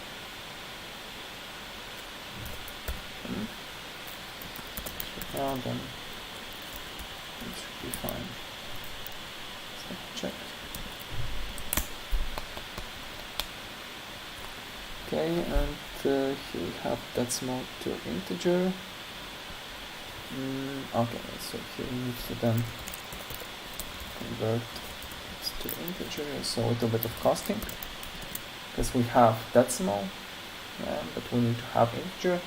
And if we go from integer to decimal, that's fine. If we go from decimal to integer, we must do the casting, because in this case, in theory, it may have some data losing, but in this case, there are no data losing. We are sure about it. Okay, so now we can run the program, and it has zeros only. What's the problem? So main array, that's correct. Then we start at middle index, that's correct. Then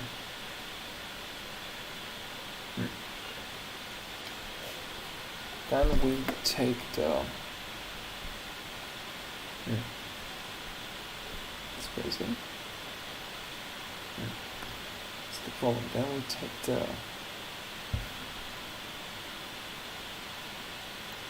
so that will be the index of the target. We start at 0. We copy so many elements.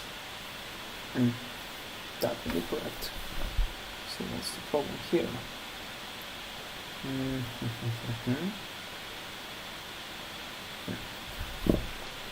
That is a little bit strange. Excuse me.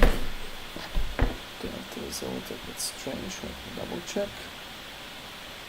Oh, no, hold on. So we started. Oh, here it actually printed the second point.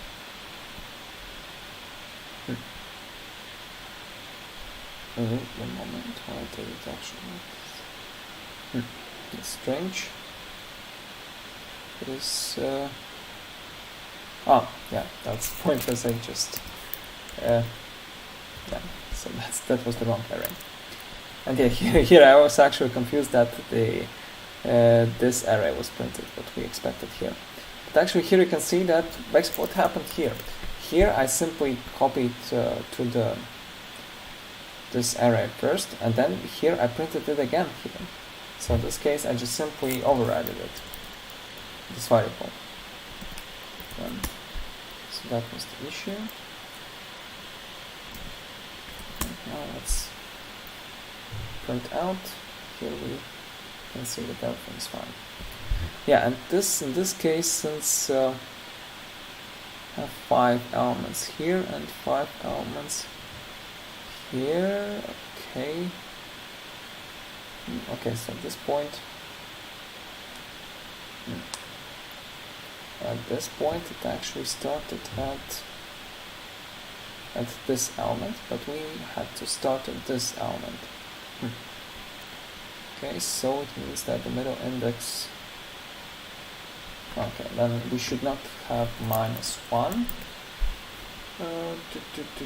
because. Okay, because we start at 0, so in this case we don't need -1. Okay, that was correct. Then without -1. So now we have this sub-array printed fully printed. Okay, so that is the case about this one. Do you have any questions about the sub-arrays? Yeah, but we anyway need to create the new array object. So, and also another question is about the assignment number of arrays, assignment 3. So let's check it. So that is open the practical assignment file, and that is number 3. So write a program to do multiple actions with create array. Okay, so let's then do it. Build and where did I have the images? Ah, here I have. Oh no, that's the first one. Okay, maybe let me put it here. Oh, hold on. Okay, let me put it back here. It will be arrays. Say arrays free. That's yes.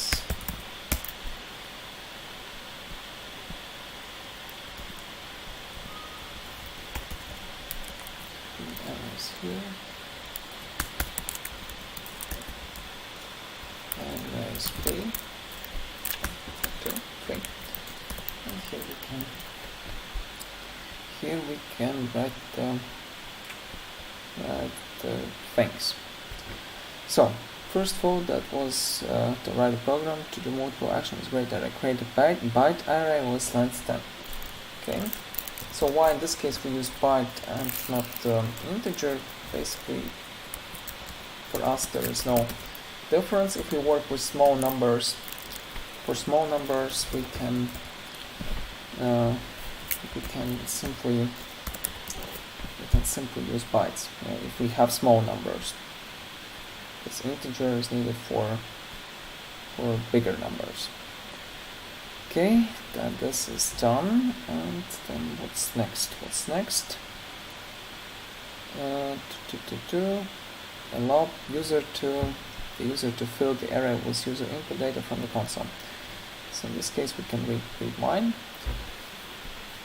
Okay, so as you remember, we can then what we can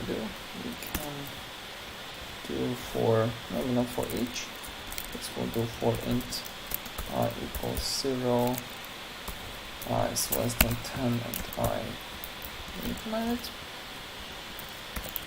And in this case we ask user to provide input. So again I will into console read line, then I'll put it into the parsing program, so that will be try parse. So we parse string as usually, and then we get the result. So maybe we can skip the second break and finish a little bit earlier today.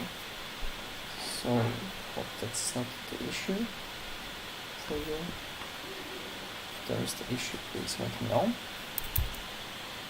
So then that will be read it, and the output will be the corresponding element of the array, the element I. So in this case we can also check the user input. So if it is false, so then if it's actually true, then we break the loop, and here we'll create the loop. While true, we can do it endlessly, and in case we can parse it, then that would be, and we break the loop. Yeah, and also here we can ask user to enter the elements I, and so that would be the actual index of the array we need to enter. Okay. So then this would be fine, and so and yeah, this point then is done. So verification of the type of each. Oh, hold on, we don't have int, we have byte. So in this case that will be a little bit different, but the thing is the same, that the parsing can be done here. Okay, so this is done. The verification of the type. Each input value should be as integer numbers. And the verification of the number range of each input value needs to be in range of from 0 to 10. So in this case we have the first condition, then we must have the second condition. And the second condition would be that array I is greater than, let's say, -1 in this case, and array I is less than 11. In this case, we can also write greater or equals than 0, or here we can say that it should be less or equals than 10. That will be the same. Okay, so that point is done there. Okay, so here we do the validation. That point is done. The next one is two calculations: how many students failed. The grade is smaller than 4. Okay, so that will be the second point. Maybe I can also separate them in point. That would be point 1. And the next one will be point 2. And the second point is that we must go through all the elements and see how many students actually failed. The int failed count, start at 0, and then we go through all the elements of the array. And for each, we have byte here. For each, that would be, say, maybe grade in array. Then we say if grade is smaller than 4, then we increment number of failed students. And then we can declare to the user are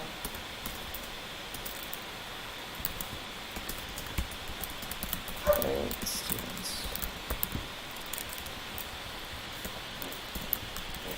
Okay. So in this case, again, I don't use the brackets here because I just have one statement. I don't use brackets here because I have one statement here.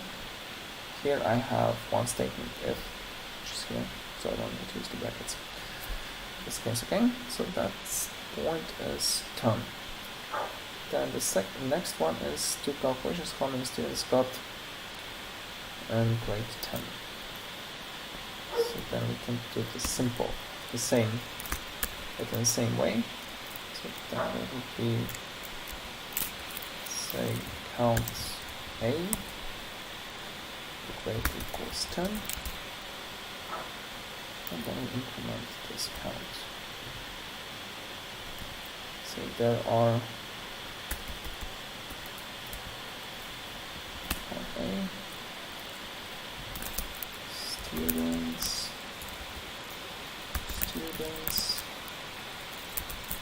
who got 10. Okay, so this is then done. Oh, and the next one is histogram. So as you remember, we did have the histogram. Excuse me. And then we can basically do the same way as I did here, as I did there. So what can we do for the histogram? As you remember, basically what the histogram is, we can quickly check.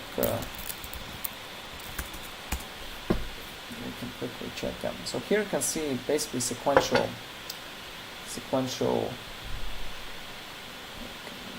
This one's better. Sequential visualization of the data. So we start from the beginning and we go next. So in fact, how we can, in this case, we have the values for each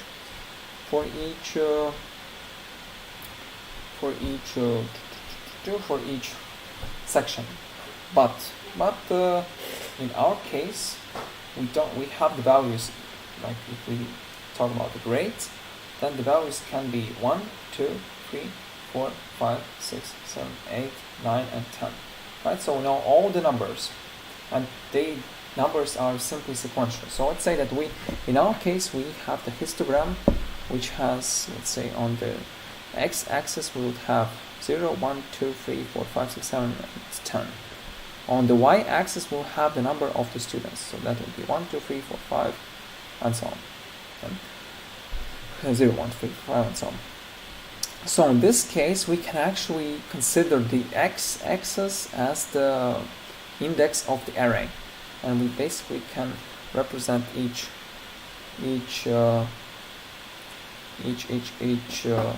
element of the histogram as the element of the array.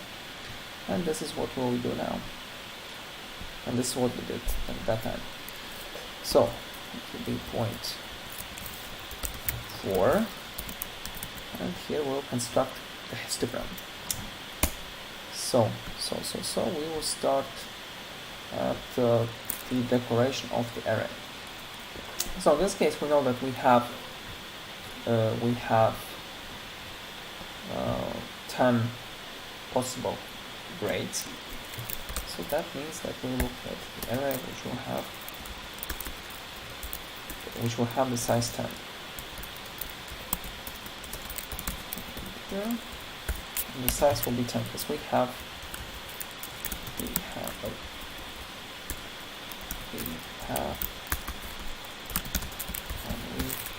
10 possible grades.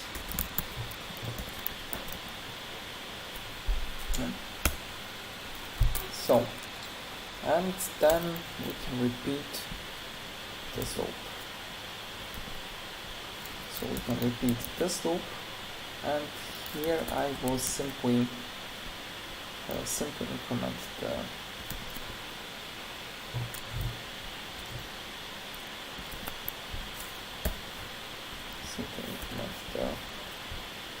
number of the elements in this array. So that will be -1, of course, and this way it will not work. It will work. Double check. And yeah, so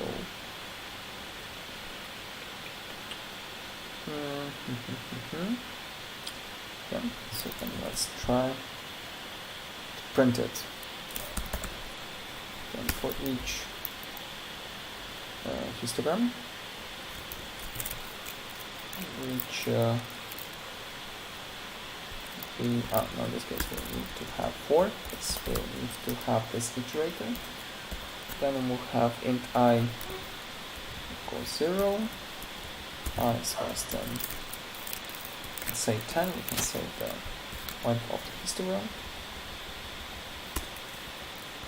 So I plus, and here we can say, so right line, so here we have the grade,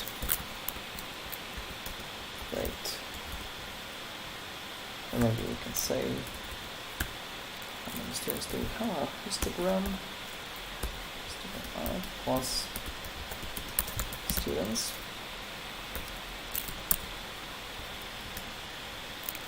And grade, and here we have the grade. Okay. So I plus 1, of course. So the index of the array starts at 0, but we need to increment by 1. So let's check. There's something maybe wrong. To correct it. Okay. So this. The arrays. That's S. Okay. Let's check now. Arrays. That's S. .exe. Let's say element 1. That will be something like this.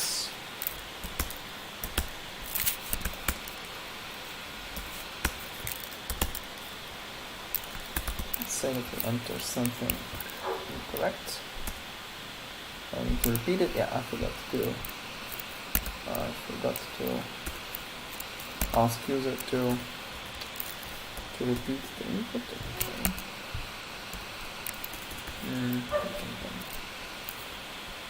Check it out a bit later.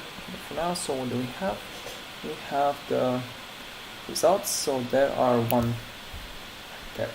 is. Okay, in this case we can simply say that there are, that should be fine.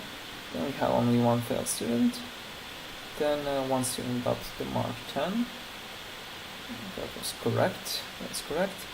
Then we have no 0 students have the grade. Oh, hold on.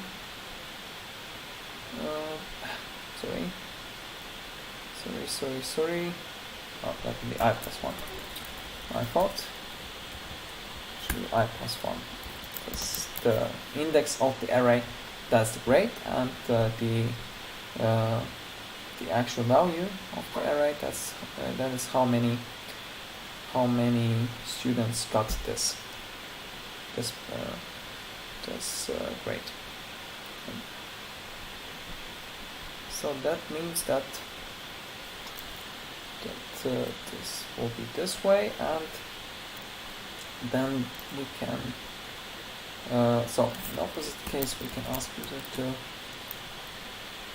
repeat the input console, that line, correct, repeat input.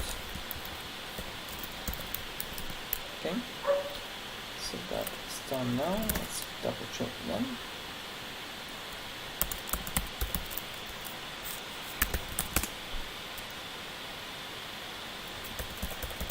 People execute the program. So let's say we start something incorrect, yeah. Repeat the input, repeat 10, then let's say 10. Something like this. Like this, then like this.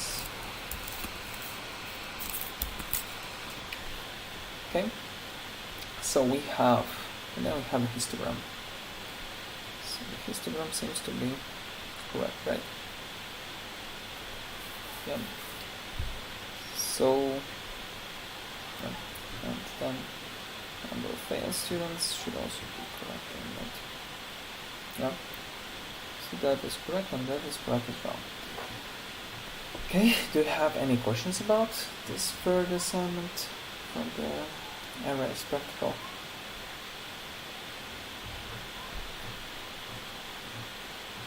Okay. Then if not, then we can move next. And the next, so hope, are there any more questions about the arrays? So you will see that when we talk about the data types, we will talk about the collections, and in fact you'll see that collections are a more preferable way to deal with such data like the arrays. So that's a different point. So let's then go to try-catch next. So try-catch. Try-catch, that's the topic about the exception handling. Regarding the exception handling, we will maybe talk later, but for now we can exceptions example CS. So since you asked that is exception example, let me just simply copy paste program from here. So the exception handling, that means that you simply can catch the exceptions which are handled by the program. You can you'll see that we can also create our own exceptions, our custom exceptions, and then raise them and trigger them in the program. So basically, exceptions in general means that the program flow goes in unexpected way. In some cases, it can also be used as the branching. So it means that simply if something happened, we go one direction. If something else happened, we go another direction. If nothing happened, then we go another direction as well. But comparing to the branching, in try-catch exceptions we have such thing that exceptions may be erased at some point which is not handled inside the method. And like here we have the program, we type some code, then we may have, let's say, something like this. We can define the array, then we define array. Let's say we have 5 elements, but we want to access the 6th element. In this case, we'll have the exception index out of array bounds. So let's compile this code, and we'll see that we have this exception after we execute the program. One.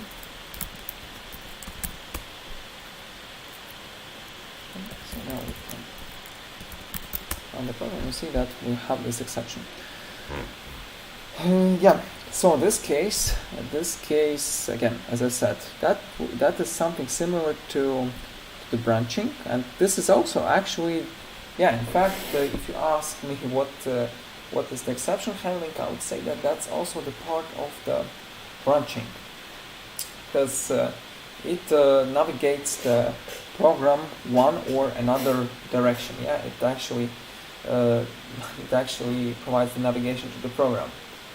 And in this case,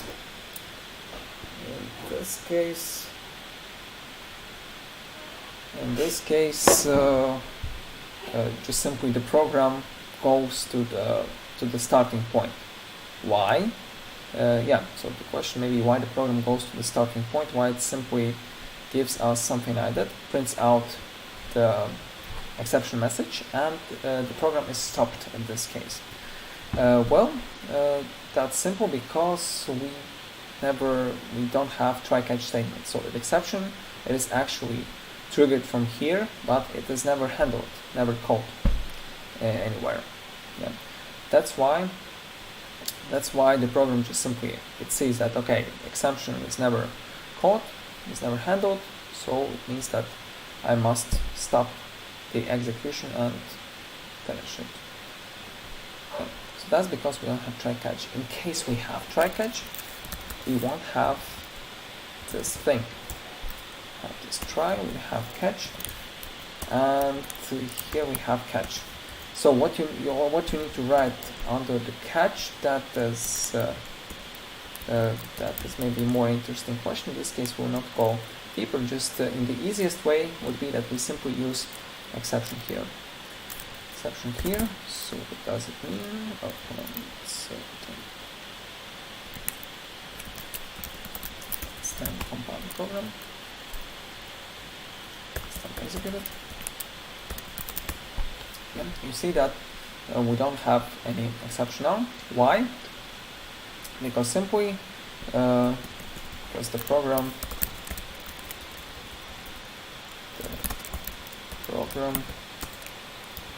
all will come here. Yeah. So that means that program 4 will come from here. Let's say here. So it means that right here the exception will be called, and it simply means that the program will simply navigate here. Yeah, and then just continue all the other steps. So let's write. Here is the finish.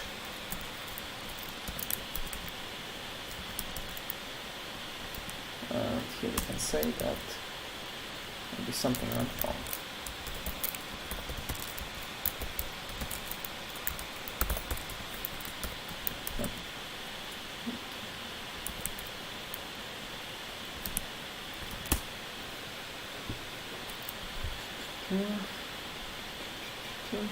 Okay, so let's check now. And you see that few messages will be triggered. Okay.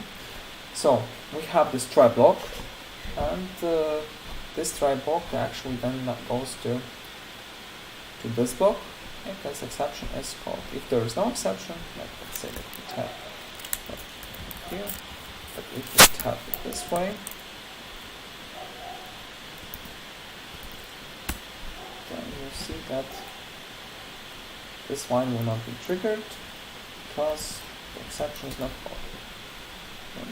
So here's the finish. This line is not triggered because there's no exception, because there's no issue. Okay. So, but if we have exception, then it will go here. Okay. So basically, that is the key working structure of try catch. So we have try block, we have catch block. In try block, we have the code which may trigger some exceptions.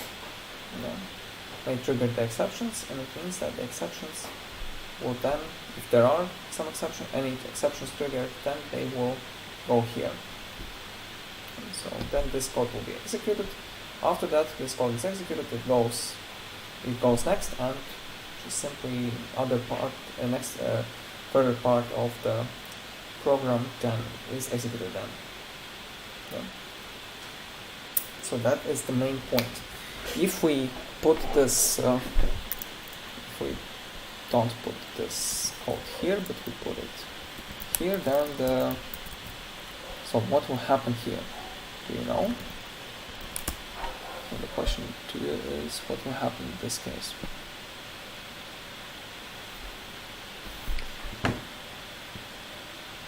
So any ideas? So if we don't put it under try. Yeah, no. You can see that we don't have compilation error. So I just compiled the code. That is correct. I mean, what will happen when I execute the program? So what will happen now when I execute the program? Yeah, it will crash. It will crash because the code is outside the try block. So this will crash. This will crash. Yeah, this will crash because this is outside of the code. So in case you want to escape, in case you want to escape the crashes, then you can use try catch. That is, on practice, that is in fact the way used to escape the program crash. Actually, it is not always the best solution, because sometimes try catch is used a different way. We will talk about other cases. For example, we can also show it this way. Let's maybe create the function, the method. So start with void test crash here. Test crash, and I will then assign the pass the array here.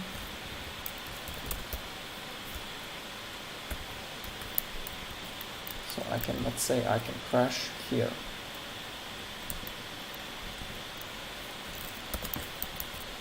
So and so then I can simply call the method test crash from here and pass the array from here. So the question to you is, do you know what will happen in this case? So it simply means that I call the function.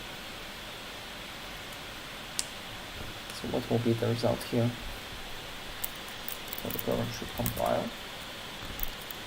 Compile the program. The question to you is, what will happen in this case? Yes, that's correct. Yeah, absolutely correct. It will catch the exception. Yeah, so that's correct. Yeah, so even if you call some kind of function, if you call, for example, you have, say, some kind of another function, another method. Yeah, even if you do something like this, yeah, if you go deeper and deeper. So for example, that would be that from here I call another function, I pass the same parameters, or just any kind of different parameters, it doesn't matter. And so even in this case, the result will be the same. We can go deeper, deeper, and deeper. But in fact, even if we go from here, then the same exception will be called again. Here we have the function, the method call. We go deeper. We are here. We go even more deeper. Here we get the exception. It means that we'll go back, back, back until we reach this catch statement. Yeah. So that will be, again, it doesn't matter how deep we are. We will navigate to the place where we have this exception catch. So the question next will be, let's try one more thing. Let's maybe go here. So we go here, and then we have this another try catch. So then pass the function here. So that will be inside function test crash. So in this case, I have try catch here, and I have try catch here. So the question to you is, what will happen now? Yeah, again, I have try catch here. Here I call the function. Function goes here. Here I call another function, and I go deeper. Now I have this one. So the question is, do you know what will happen now? What will happen? Do you know? Any guesses?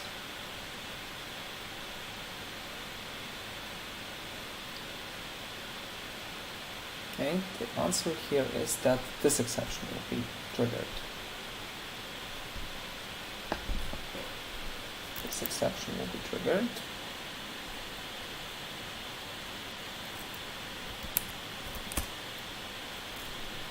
There's so,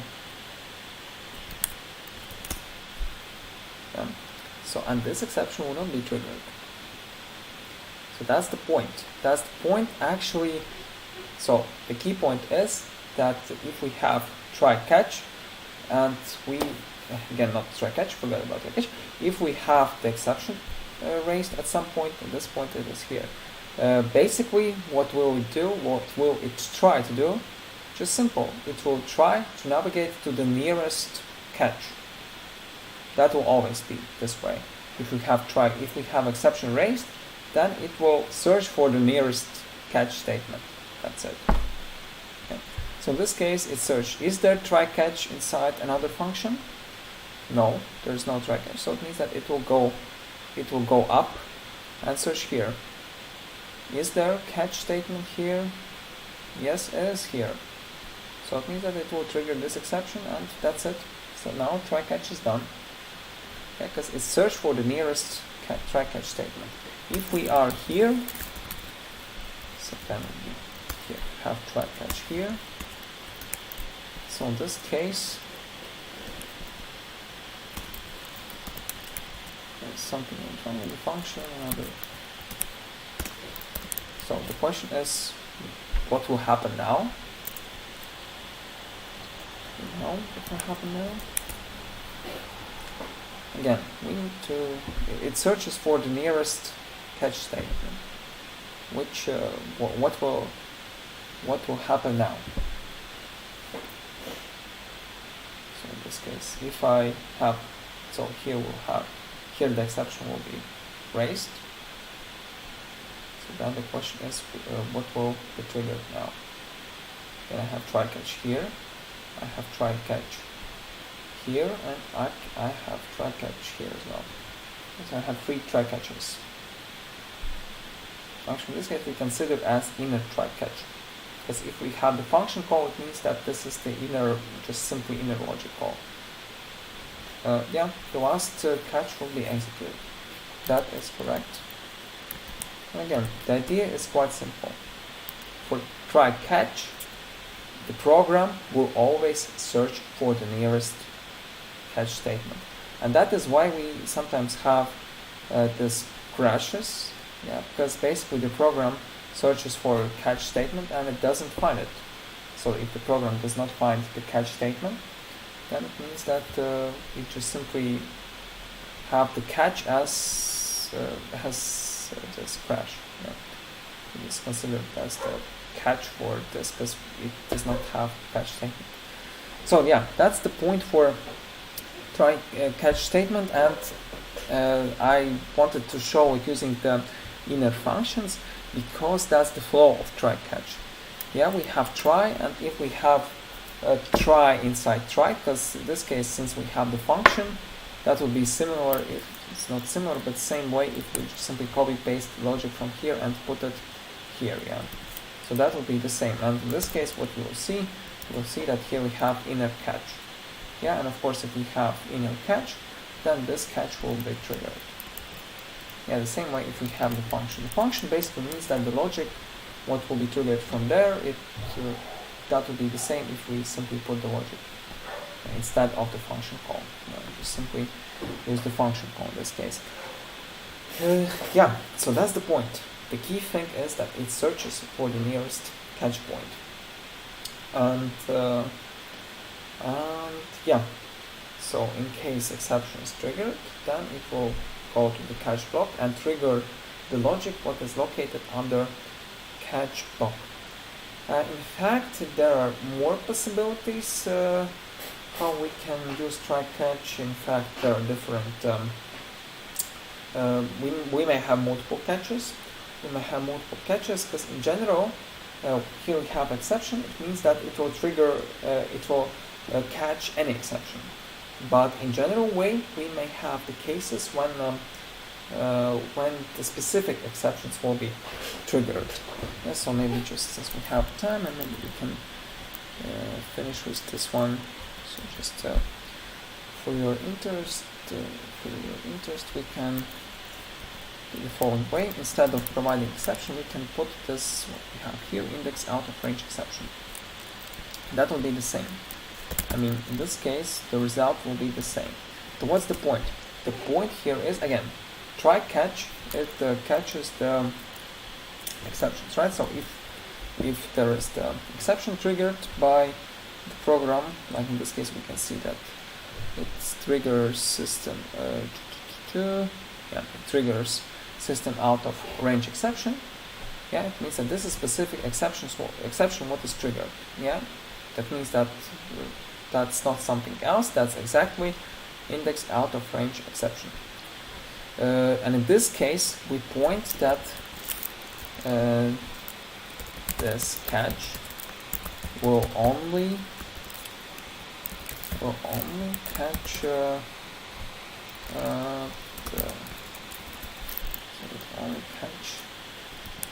this exception. Yeah? Other exceptions will not be here. If we write, yeah, okay, good thing would be say that we maybe divide by 0.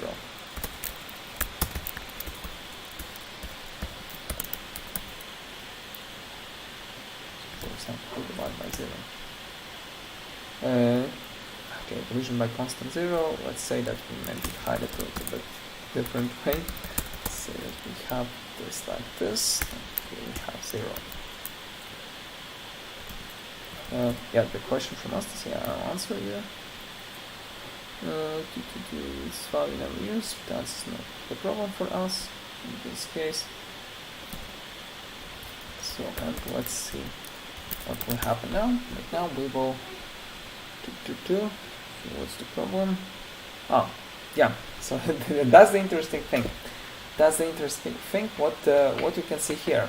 This exception is not triggered. So this exception is not triggered. This exception is triggered.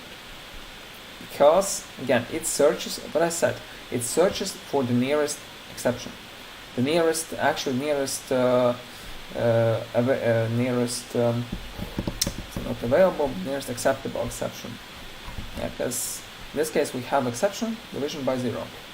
Division by 0 is not what can be called by this index out of range. So this one is skipped. We go next. Next we go here.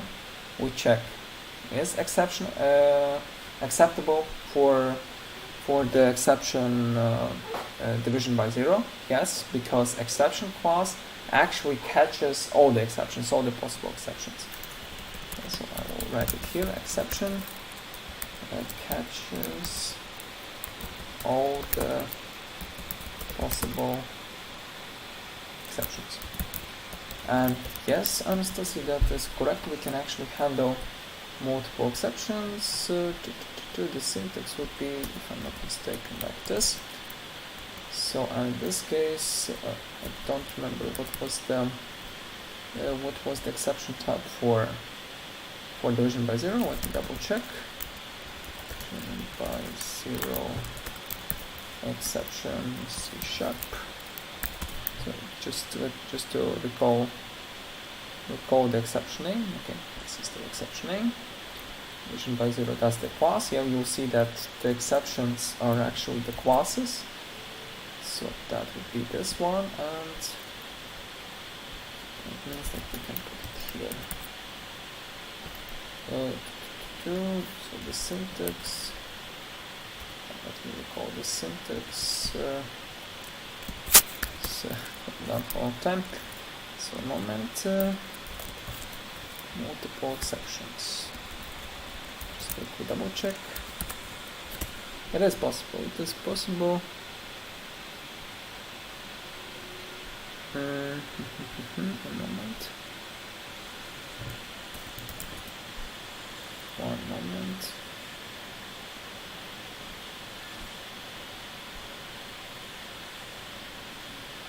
I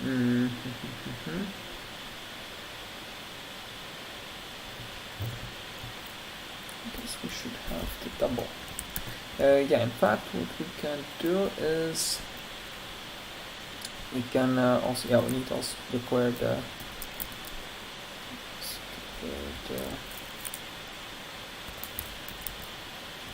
moment. There is another possibility. So regarding the OR statement, one moment, so just get a little confused here.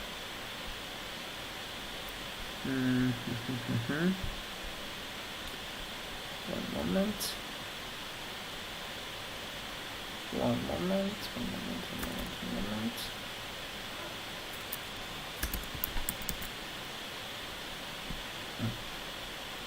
Strange.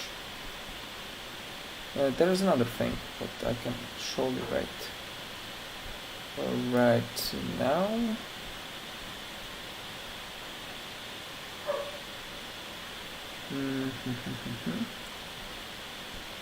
And so that would be using OR statement. Okay, maybe I will first show you one thing. We can actually do the following way. We can catch exception this way, and then we can also do it this way. So we can add one more catch. So in this case, we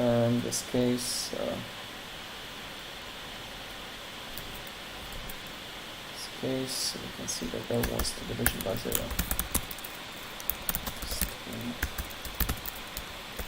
Division by 0. So that is also an multiple exception. Yep. So in this case, it will simply trigger this block if the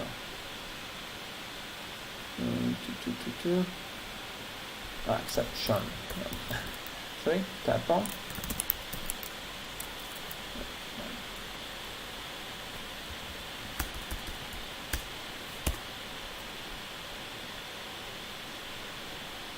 Yeah, okay, that's the value is not assigned. That's not the problem, because this is what I want. And yeah, so now I can see that not this block is triggered by this block, but this block is triggered. So that's how we can catch multiple exceptions. This way. Yeah, in fact, there's well, that was not in C#. Because yeah, I'm switching between many different languages, and because in many languages there is the option to simply catch OR exceptions, multiple exceptions. yeah, I guess in C languages, yeah, if I'm not mistaken, if I'm not mistaken, in C languages that was not the case. But we can do it this way. Yeah, sure, I will add it to GitHub as always at the end of the session. Yeah. So do you have any questions? So let's state push changes.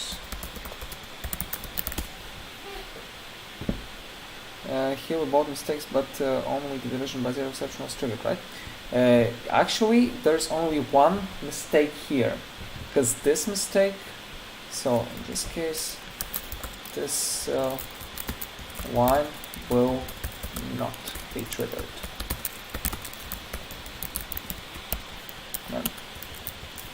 This line will actually not be triggered. So if we have exception here, it will not just simply wait until all the code is executed and then only trigger the exception. No, if exception is triggered here, then all the code what is inside this block after this part will not be triggered. Yeah, that's also one more point. That's a good point, Anastasia. When we get the exception, no code after that is triggered in the block. Yeah, it will just simply jump from here to here. Yeah, all the other parts will be skipped. That's the same as if we have the loop, we have break. That means that the loop will not, the code will not be executed inside the loop. Yeah. So that's the point. Okay, do you have any more questions? Okay, then if not, I can check if I not maybe I not checked your home task. So yeah, this was for Wien and Maria. I will double check it. Yes, Sabine also mentioned about the home task. So can you please and Aline, I guess, as well mentioned. So for those whose